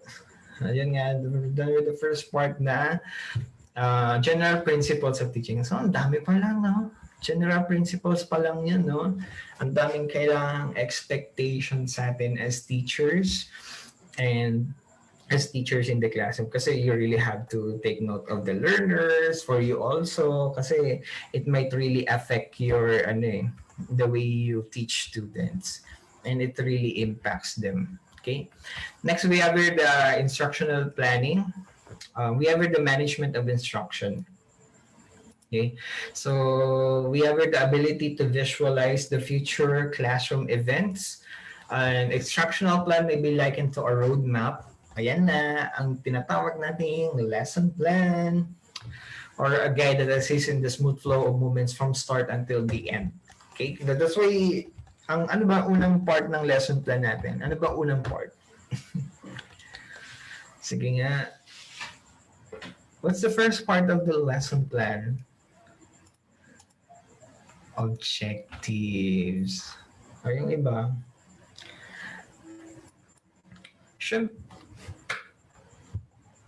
Okay. Objectives. Yeah, definitely the objectives. No? Naku, pag kayo nagkamali dito, ewan ko na lang. Why objectives? Because the objectives set the pace or set everything in your lesson. So for example, you have to define this one. Determine the process of respiration. Solve and evaluate, solve the math problems involving quadratic equations. So kung yun mga objectives mo, so yun din yung kailangan mong ibigay sa kanila. Okay? So that sets everything in place. So you really have to be goal setter. Siyempre, hindi ka lang goal setter, dapat tina-target mo rin siya. So kung ikaw naman ay isang manlalaro ng soccer or sabihin naman basketball, di ba? Yun naman eh. Kung ikaw ay manlalaro ng basketball, what is your goal? To have points, to increase points. Hindi mo naman ipapaagaw yung bola mo, di ba? You're going to follow through until you reach the opponent's side. And if you have the opportunity, that's the time that you shoot the ball. If you shoot the ball, that's okay. That's a point for you. You reach the goal. But if you miss your goal, were you given the opportunities also? Yes, rebound, diba? Just like in the process of learning, you have also the rebound. Hindi mo na meet yung objectives after the lesson, you have to remediate.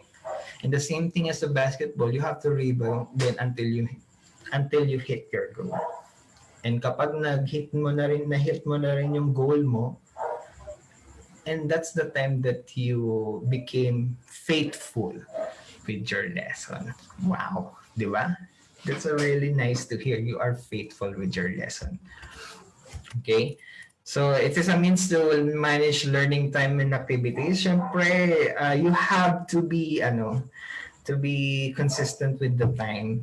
Kasi kung 1 hour lang yan, tapos yung prepare mo is good for 2 hours, that's a mismatch na naman. Di ba?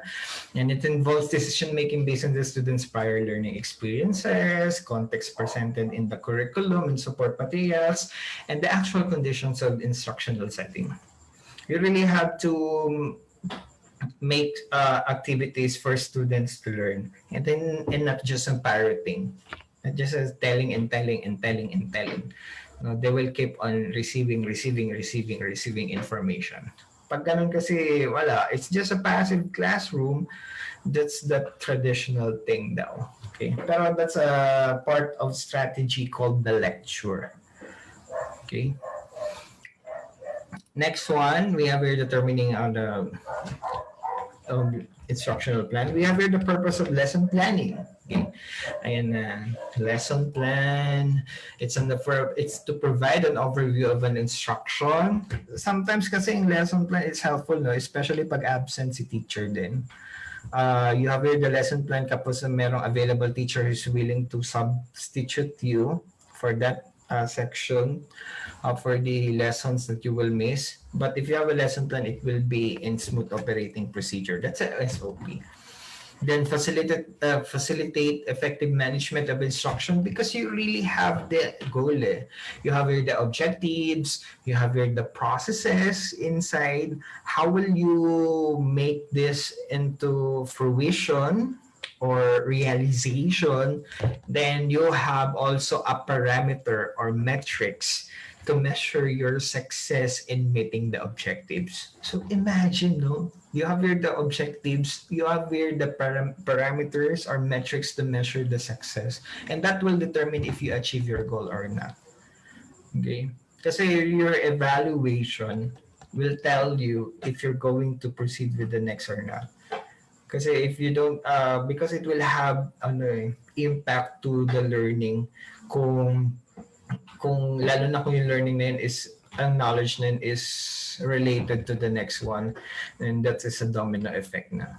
Okay? But for the lesson planning also, it's to provide for logical and purposeful learning kasi it's a sequential no? Sequential steps or process on how to achieve a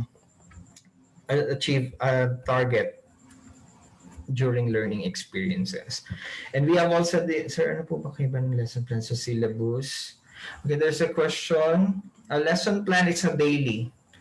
It's a daily activities or daily plan. No? Well, for the syllabus, it's for the entire term. No. So, for example, you were given core syllabus for this subject, and that will include the things or the discussion, the topics that you will do for the entire course. No. So, from week 1, week 2, ito na, doon na naka-enumerate lahat. Unlike for lesson planning, it's daily. No?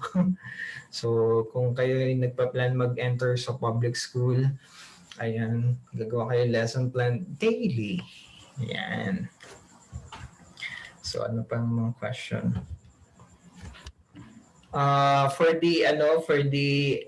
For this lesson material, I encourage you to enroll to our REO Top the Let, our REO this one in our platform para at least makita nyo pa ito. Kasi I will be teaching you also how to become effective, not only in passing the licensure, but for you to become effective teachers also. Kasi you know what, if you're just learning this to pass, parang bang, what's the point, di ba? I want also to impart something that will encompass a moment of a lifetime for you. Wow. That's really that's really enticing and motivating. Okay, so we have also the enable teachers to organize and rehearse thoughts and movements before the actual teaching. Then ensure a strong link between the curriculum and the actual teaching and learning processes. Okay, for their school, meron silang lesson plan and syllabus pa. Pwede naman. Kaya yung, kasi for the syllabus, these are just compressed eh. These are just compressed things or topics. Mostly ano yan lang yan eh, objectives or course objectives. Yan. Tapos you have here the topics, week 1, ano yung ile-lesson, ano yung mga activities nyo, ano yung assessment nyo. Ganun lang yung for syllabus. No? It depends kasi on the format and also for the school. Pero for lesson plan, it's daily. No? From this is daily. But if you want to prepare 1 week lesson plan, that's good, no? Kasi at least nakahanda na siya sa inyo. Pwede po ba malaman telephone number ng REO? Yeah, kindly, kindly message our page na lang po for more details and surely you will learn a lot from this. Kasi I'll be teaching you also for this kasi for this one, it's part of our review synchronous, but we will have intensive process pa. No, kindly message our page. So invite your friends. Then, may patalastas pa.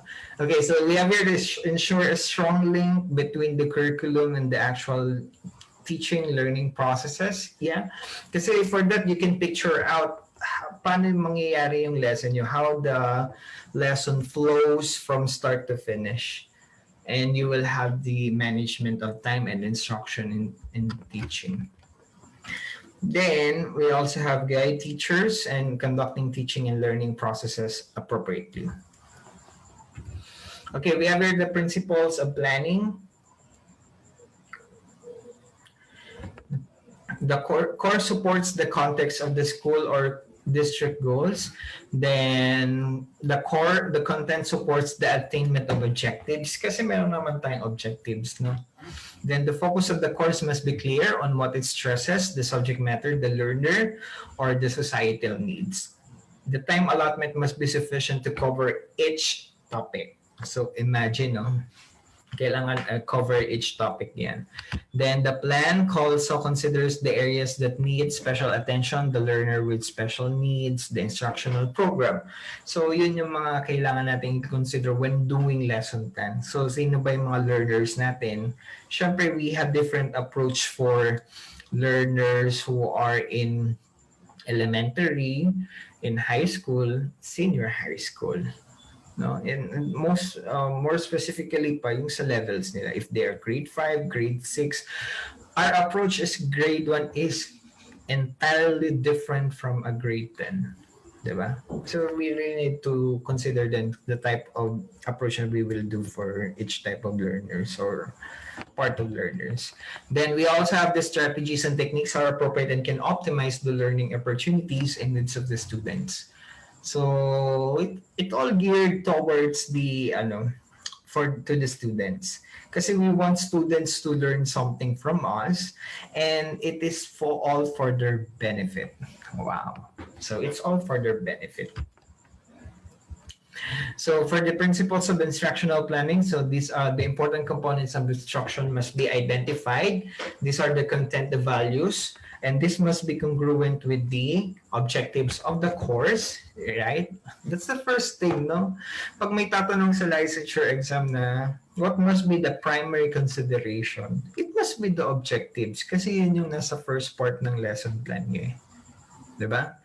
And also fostering critical or higher order thinking skills. Sometimes we have here the hots and the lots. No, for the hots, higher order thinking skills. Lots, lower order thinking skills. For us, we want our students to imbue the higher order thinking skills. We have here the student interest and abilities, and we have here the available resources. The scope and sequence din ng topics natin. Hindi siya sabog-sabog, no? Hindi siya yung dito, tapos babalik na naman sa definition, you have the process, babalik na naman sa definition. So, it's really disorganized. So the purpose of lesson plan is to organize your content and how you were able to um, deliver this to your students. Okay. Then we have here the assessment procedure must give information on the learner's attainment of the course and their difficulties. Then unexperienced colleague or supervisor's comments and suggestions may be considered as inputs to improve the plan. Wow. Then review and revise the plan to cover gaps and avoid redundancy of activities. Okay, we have here the instructional planning sequence. Okay. So for the planning sequence, we have here the stating the goals of the school. Then we have here organizing the content and setting. Then we have here conducting teaching and learning setting processes. Okay. So kasi dito sa ano na to sa organizing the content and setting. So we have here the lesson planning na ino-organize natin yung contents and then yung mga materials na gagamitin natin. Until such time we have here the teaching and learning process. Then we have the learning, diba? We have here the evaluation of learning achievement. And lastly, we have assessing learners' needs. Ano ba yung mga assessing learners' needs?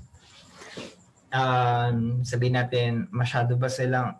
Pag sinabi natin 45 students, 45 nakapasa, ano ibig sabihin yan? That must be the ideal thing. Diba? Diba? Pero kasi nga, sinasabi natin, at least 80% dapat ng learners natin makapasa. Diba? We're not, hindi naman restrictive siya na isang student di makaano, wala. Kasi pag ganun, kawawa naman iba na natuto. Diba? Pero kapag 80% of learners natin nakapasa, then that's the time that we can go on and move to the next stage. And we will assist those who are not able to achieve the objectives of the lesson. Okay? So, yun yung mga kailangan nating gawin as teachers. So, assessing learners' needs, kung magre-remedial ba tayo, remediation. Then, kapag stating the goals ulit of the school, organizing content, conducting teaching learning process, then print evaluation of learning achievement. So, ayun yung mga kailangan nating gawin. Then, the cycle goes on. Kasi for this one, the knowledge or the things that we teach our students, those are cumulative by nature also. No? You will discuss that in your facilitating learning. These are cumulative, so from start to finish, so they are really related. Just like of a ladder. No? So it's a stage from one step to the second step, third step, fourth step. Ganun siya. Next, so we have here the levels of instructional planning. It can be yearly plan, term plan, unit plan. Okay, so for this one, for establishing the content, basic curriculum for ordering, reserving materials, that's a yearly plan. You know, curriculum guide by DepEd, the MELCS, yearly plan yun. Di naman sila nagre-release per quarter, di ba? That's a yearly plan. Some basic contents, the most essential learning competencies. For the term plan, for scheduling the content in detail for the next few months, then establishing a weekly budget for content that conforms with the goals or themes of the term. Okay, so that means this one is for the term, it's for semestral. No? So kung for example, you have 5 months, 5 months, that's a term plan. No? So mga may first sem, second sem, so that's how our school runs it. We have first sem, second sem, first term, second term. So we have here the syllabus by which we plot the activities by week. So yeah. Then the unit plan also for scheduling in a more detailed manner the content and activities on a month-to-week basis.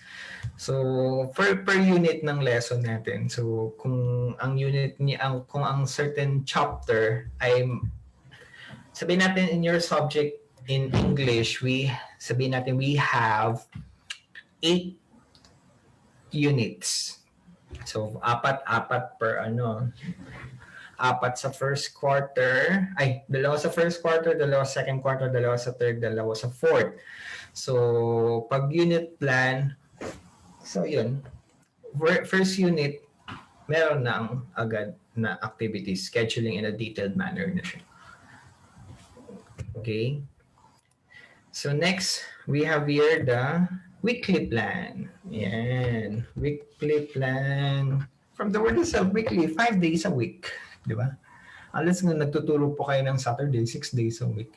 For reorganizing content like activities to adapt to specific context or setting, disruptions or special needs. And daily plan, ayan, yun ang lesson plan for organizing activities to accommodate immediate concerns and last-minute adjustments. We have also the types of lesson plans. It can be an outline of instructional tasks, usually prepared by seasoned teachers. Okay? So for types of lesson plans, it's brief, no? So just an outline, okay? So semi-detailed, the plan that presents all activities and teachers' questions required to be prepared by new teachers. This one, meron tayong teachers' activity dito. Okay? Ang brief lesson plan, mostly 1 to 2 pages lang yan. Yung semi-detailed, maabot ng 5 pages to, no, or more. Kasi we have your teacher's questions, merong objectives, materials, references, tapos may values integration pa yan, tapos may mga activities and assessment and that answer key. Ayan. Yun yung yung mga activities niya. Pag detailed naman, ito na talaga. Script writing po ito. No? We have the script. We have, hindi naman the totally expected script. What I mean is, your teachers' activities and student activities on how will they respond if you present this particular question. So, good morning, class. Good morning, sir. How are you today? Tapos meron pang student activities. I'm good, sir. Something. Then we have your prayer, motivation, activities. So merong siyang corresponding na student response. Okay? So teacher activities, first column, prepare ano na yun sa lesson proper. Then sa second column, student activities, yung student responses. Yung expected na response naman nila. Hindi naman sasabihin, itong gawin mong response kasi ito yung nasa LP ko. No, hindi pwede yan. Okay, your expected activities. But definitely, our lessons are shaped by the way how the instruction goes. Actually. Okay? So, kung ano yung actual na lesson, we must go with the flow. If we can redirect, then must be good. Kasi kapag pwede tayo mag-deviate ng content, but we have to redirect. Redirect to the original plan. Kasi it will diminish our time for the lesson. Unless we have unlimited time, diba? Free discussion. Okay, we have here the drill lesson for fixing certain concepts through repetitive activities like motivation, focalization, repetition. Mostly for English, no?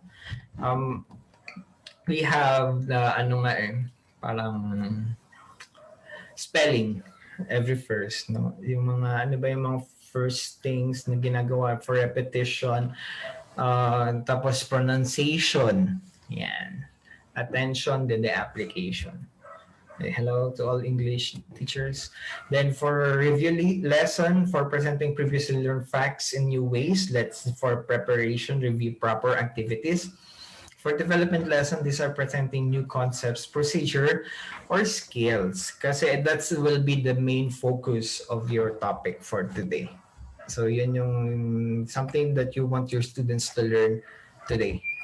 Okay, in your lesson. Application lessons for fixing the learned concepts after development lesson through new experiences and situations. You make students apply what they learn. So how would you become a good citizen of this country? Mga ganyan. So those are the applications. Then supervised study, ensuring individual needs through one-on-one instruction and guidance. Through remediation also. Appreciation lesson for enjoying while fixing the values learned through aesthetic discussions and reproduction. Okay, so we have here the long-term instructional plan. Okay, so these are the basic parts of a lesson plan. Kasi it differs naman from school to school, eh, di ba? And definitely if what the school your school adheres to. Okay. Terminal, that's the most important learning outcome to be attained, enabling that lead to the attainment of the terminal objective. We have here the content, which can be knowledge, skills, attitude. Okay. For knowledge, that's a cognitive. For skills, psychomotor. And for values, those are affective skills, affective dumbing. For the skills, reading, writing ba, using references and reading resources, we also have the inquiry skills, researching and social skills, cooperative learning skills. Okay, for the lesson planning, these are the learning activities, varied techniques used incorporated in strategies or approaches. For resources naman, can be printed, audiovisuals, program models, charts, or specimens. For sciences, if we have rocks, we can explore outside, di ba? Ayun. Evaluation procedures, display, written output, presentation, written tests, review summaries, and remedial work. Okay, so we have here the components of a daily lesson plan. We have here the objectives. It can be dapat present tong tatlong tong cap domains, cognitive, affective, psychomotor. We have our subject matter, the concept, skills, what's the topic is all about, values integrated, is it being a globally learner, compassion, etc. References, materials, learning activities, it can be preparatory, that's a drill, motivation, the review, and also the introduction and the motivation. For the development activities, this is the lesson proper where you will introduce your lesson, the concepts, activities that incorporate real life situations, discussion, and generalization. Then for the closure, these are activities where students can try out their learning and applying it into new and more realistic situations. So you have your activities for students to explore the topics, to explore their learning, and evaluation if you meet the objectives. So yeah. And for enrichment or advanced assignment, enrichment, you want them to improve something, mostly for mathematics, enrichment. For advanced, you want them to be prepared for the next lesson.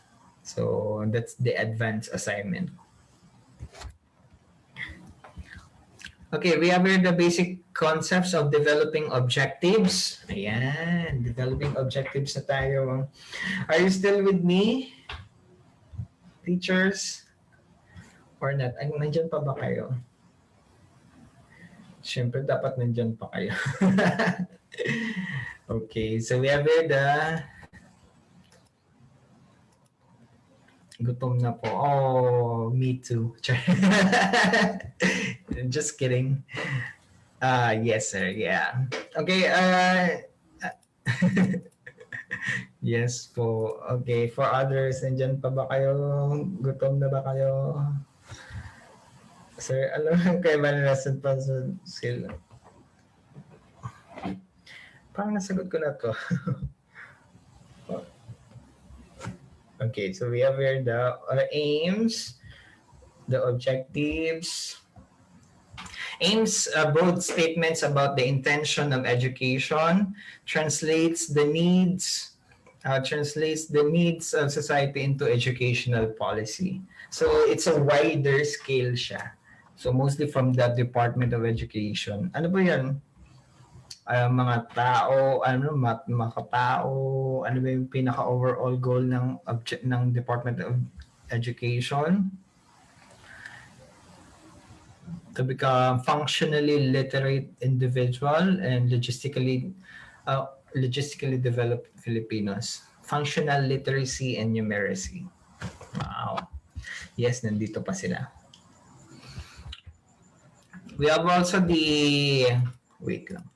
Goals. So those statements that describe what schools are expected to accomplish vis-a-vis subjects and grade levels where it wants to be. So for school level kasi based on the vision, mission, goals nyo, that's the VMG of the school. These are the core values, the makatao, makakalikasan, makabansa.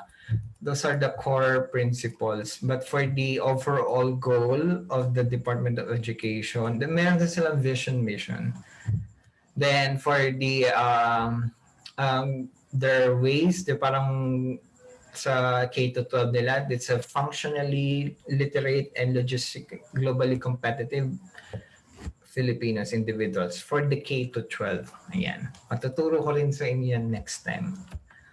Then we have your objectives, specific skills, or tasks and attitudes that are stated in behavioral terms and which are set as a guide or standards of performance in particular level and class. Steps to be taken to reach the goal. Okay, so just take note, umbrella yan. Ang una talaga, ang wide talaga si aims from the DepEd, the goals down to the schools. Then for the objectives, classroom level or per unit. Yung mga per unit, per subject, hanggang per lesson. Those are the objectives. Okay, the objective derivation, it can be constitutional aims, institutional aims, curriculum goals, the core subjects, and the unit objectives, and the lesson objectives. So imagine, no? Ganun siya.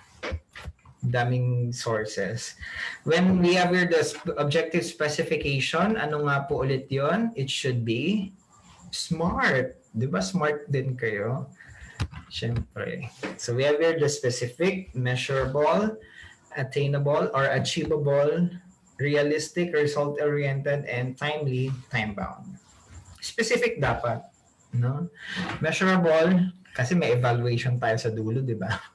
Attainable din within the time allotment. Result, dapat makikita yung results and within specific time. Then for the criteria, measurable, learners' behavior, nakikita sa learners, observable terms, and time-bound. Please take note of the word SMART objectives. So specific, measurable, attainable, results-oriented, time-bound.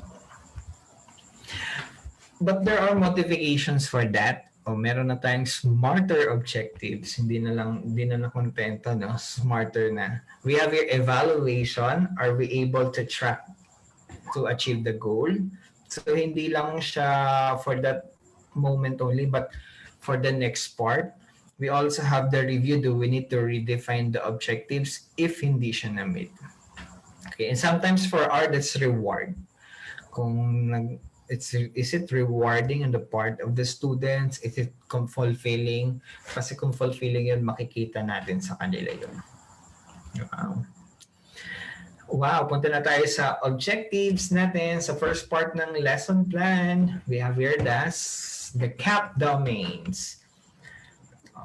Alam ko hindi nyo na ito makakalimutan yung CAP domains natin. We have here the cognitive, affective, and the psychomotor. Wow. Okay, this one we have here the create, evaluate, analyze. No. We have here the first part, no? So remember, understand, apply, analyze, evaluate, and create. This one, for the recall of facts, if we just want the memorization, that's the lowest level. Let's remember. Pero pag mga understand, we have to explain ideas or concepts, use information in new situations naman, tayo. No.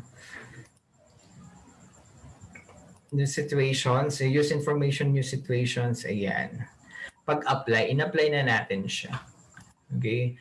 Pag we have here to draw connections among ideas, so we have here to analyze. These are the verbs, no? So, dapat ito maging acquainted tayo some of the verbs that we can use in creating cognitive objectives. So, evaluate, that's what means to justify a stand decision, and create, that's to produce a new original work. So, imagine, no? So, pag you will create an essay, if you will create an essay, that's the highest level. If you will just read an essay, what and just remember who's the author, what's the name of the essay. That's only remember, no? Pero pag you can restate the meaning of the essay, of what the essay is all about, that's the understand.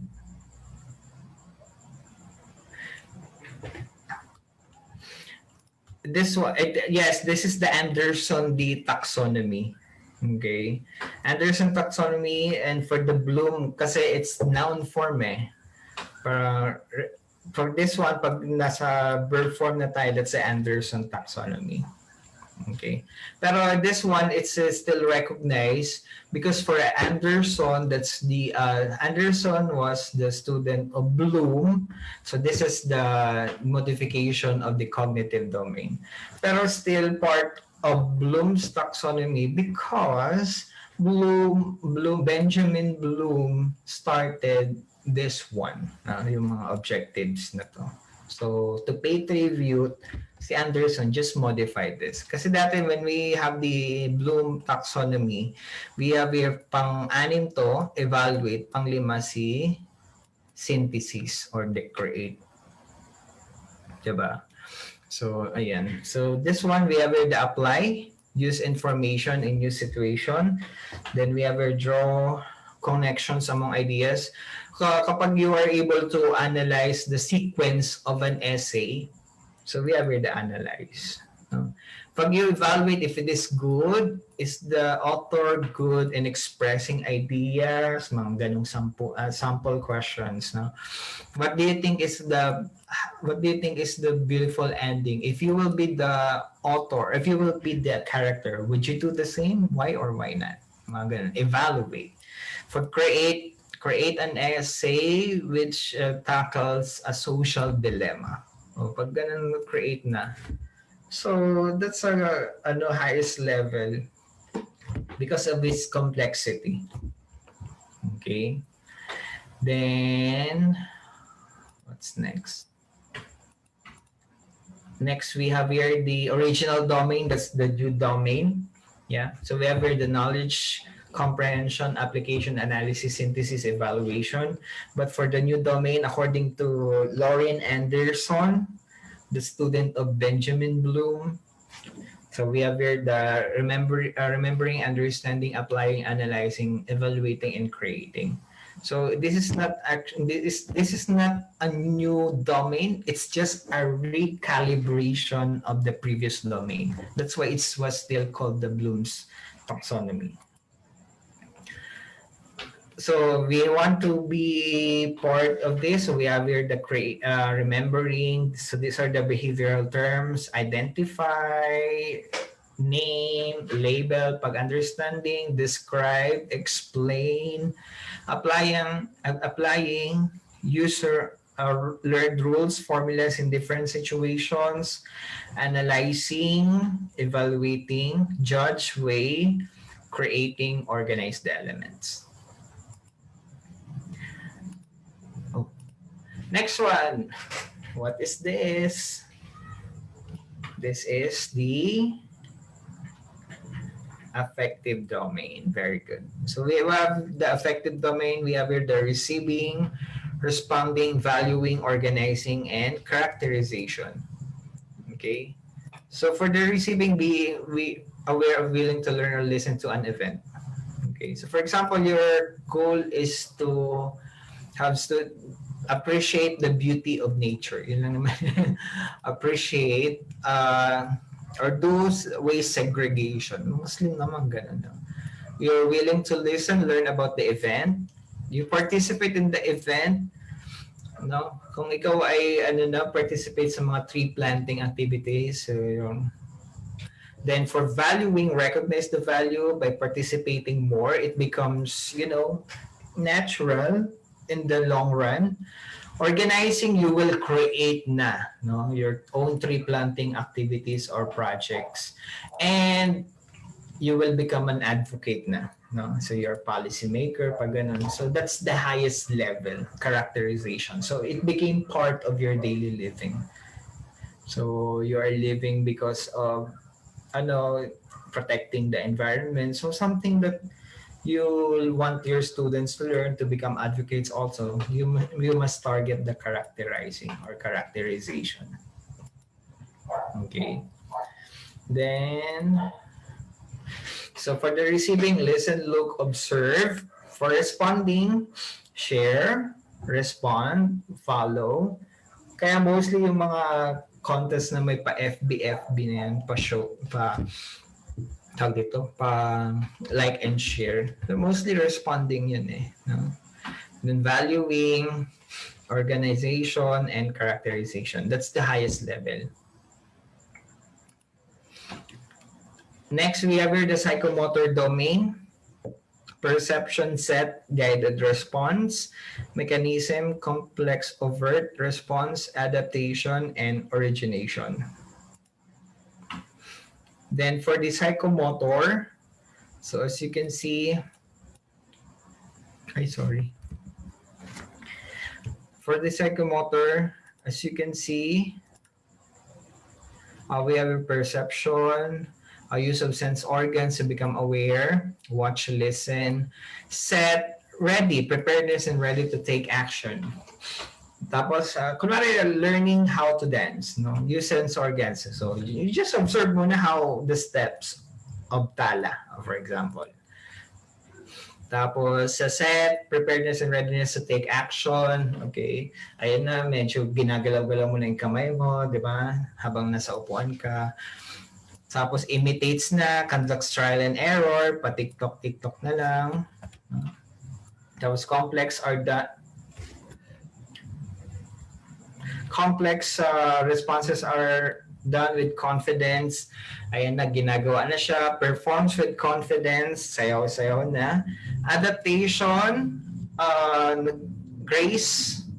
You have dance with grace. Tapos nagagawa mo na siya at nakabisado mo na siya. Pero you have modified some of the steps para mas gumanda pa siya. That's adaptation. Pag origination, you will create your own steps. Dance steps. So you will have a choreograph for a particular dance moves. Then another objectives then according to Harrow, the reflex movements, basic, fundamental, perceptual, physical, skilled, non-discursive. So body language, facial expressions, skilled movements, advanced learned movements as one, stamina. Then we have responsive stimuli and as visual and auditory. Then basic movements such as walking, ayan, and reflex, ayan. So, una si reflex. Okay, so, we'll be ending by 9. Determining appropriate content. So we have our cognitive. For the cognitive, we have our facts, knowledge, and concept, the principle. Okay? So ano ba yung mga yon, yung mga concepts na kailangan nila matutunan with your subject? Ano ba yung facts? Kunwari, the subject verb agreement. So facts, the knowledge, concept, and the principle. Tapos meron siyang application. Kinds of cognitive learning. We have a principles in teaching factual information. We have your organizing learning materials through meaningful association. Hindi siya sabog-sabog. Transition from old to new materials and proper sequencing. Okay, appropriate practice, self-evaluation. For the second one, for the concept and principles, when teaching, you have to have awareness of attributes, then appropriate language for concepts, proper sequencing of instances, and guided student discovery. For cognitive problem solving, mostly for mathematics, recognizing difficulties in a situation, delimiting the problem. So, syempre, you have the first step. You will demonstrate this first. Then you will have the guided practice for students to do, then independent practice. Okay? First thing, modeling. Gagawin mo muna, demonstrate. Second, guided practice. Transition na, students will do, participate how it goes. Then lastly, independent practice. Creativity naman, providing opportunities for self-expression, gaya nga yung discussion natin ng thoughts and ideas. Okay? Psychomotor, capacity, ability, and skill. So for capacity, that means the potential power to do a certain task, ability for individual to perform an act. And for the skill, for the proficiency. O, diba? Daming ng psychomotor. Pero mostly psychomotor for physical education activities. But for this one, psychomotor, it means how our mind goes, how we perceive the information, making this into action. For this one, motor skills, it can be cognitive, understanding the task. So just imagine mag-learn ka or ng isang sayaw, syempre, you have to understand the steps first. Paano siya? Organizing, you will do certain movements muna kahit pa konti-konti lang. Perfecting, you're executing in an automatic manner. So we have here the principles that promote the development of psychomotor skills, attending the characteristics of the skill and assessing one's related abilities. And we have also the observing and imitating a model's movements and guiding initial responses verbally and physically. Oh, di ba? So you just have to imitate the movement, imitate the model's model, you become cognitive phase, observe, then just imitate first, then you do this in perfecting phase. And practicing under desirable conditions. If you are a good dancer, you will have adaptation, you will fit this into new situations, then you will have the origination, you will create on your own. Diba? Based on the levels of psychomotor domains. And self-evaluation of a performance.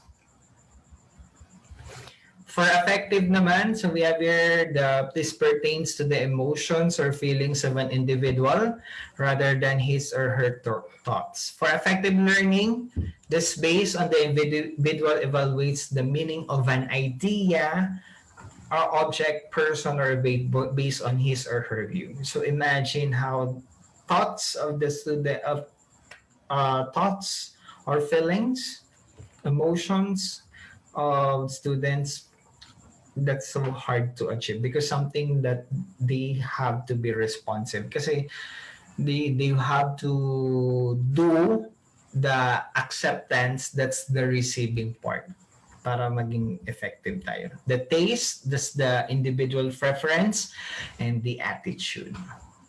And the values, emotionally toned predisposition towards something, and for the values inner core, kung ano ba yung prinsipyo nila, do they want to do this thing or not? Ganun. And principles that promote recognizing an attitude for initial learning. If you wanted to become an advocate of the environment, so dapat we must show them first. Kasi values are caught, not taught.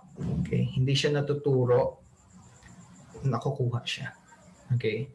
Then we have your imitation. Pag nakita tayo, we are really an advocate for this, then some more likely ganun din sila. Again, practicing an attitude and purposeful learning. Okay, I think this is the last slide. Wow. Okay.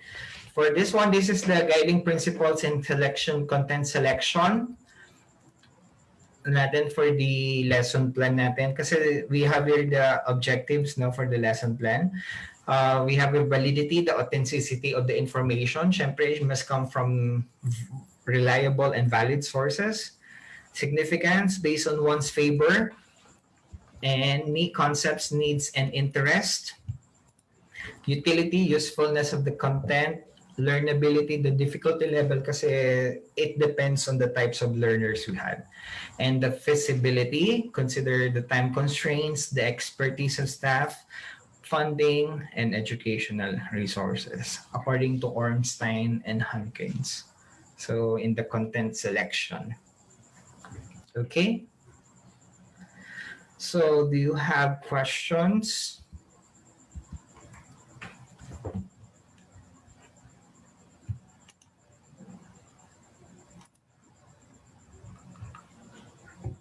Okay, so if you don't have any questions, so I hope you learned something for today. And I'm pretty sure you are good enough in making this thing happen to you. Okay. Actually, we don't have time now for the practice questions, but I want you to attend my next meeting, and for the my next meeting, part 2, part 3 of this principles and strategies of teaching, and I'm be willing to assist you more in on your sojourn journey to licensure examination. Okay, so we'll practice more. I still have lots of things to share with you, teachers, the teaching strategies, and also methods and the management of instruction, like the classroom management, questioning techniques, etc. There are so many things that I have to cover, but we are just bound by time. Okay, so good luck on your licensure examination, teachers. Once again, I'm Professor Glen Mirabete. You can message me here at gsmirabete@reoletreview.ph. And for those who are not yet enrolled in our program, kindly contact our page, send a message, hit the reply, and enroll so that you can see me more. And for others, Thank you po. yes, thank you so much. Yes, thank you so much here for my reviewers here na wawalo na lang dito sa Zoom, and for the outside for the viewers. Thank you so much. Yes, attend po kayo ha. I still have something, or not something, everything to share with you. Marami pa to. No, Okay and other po. Thank questions. you. Okay? So if you don't have any questions, for then, when po, may question pa. When po next meeting? Wait lang. Actually, it is, kindly visit our page. Nandun yung, Schedule po. yeah, the schedule for the meetings. Kasi we have different schedules po for other prof-ed subjects and general education subjects. So please stay tuned there. And for others, I really want to see you more in our next lessons. And I want you to learn from me. And also, I want to learn from you also if you have something to share. Okay? And with that, teachers, I wish you good luck to your journey. And teaching students right now, if you're practicing this right now, please do so and apply all the things that you've learned. Because at the end of the day, it's still you as a teacher, not the license that you have. Okay? Okay. Have a great day. Have a nice day. Good night, teachers. Good Good night po. night Thank you, po. sir. Thank you so much po. God bless. Okay, thank you. Thank you, sir. Okay. Padayon.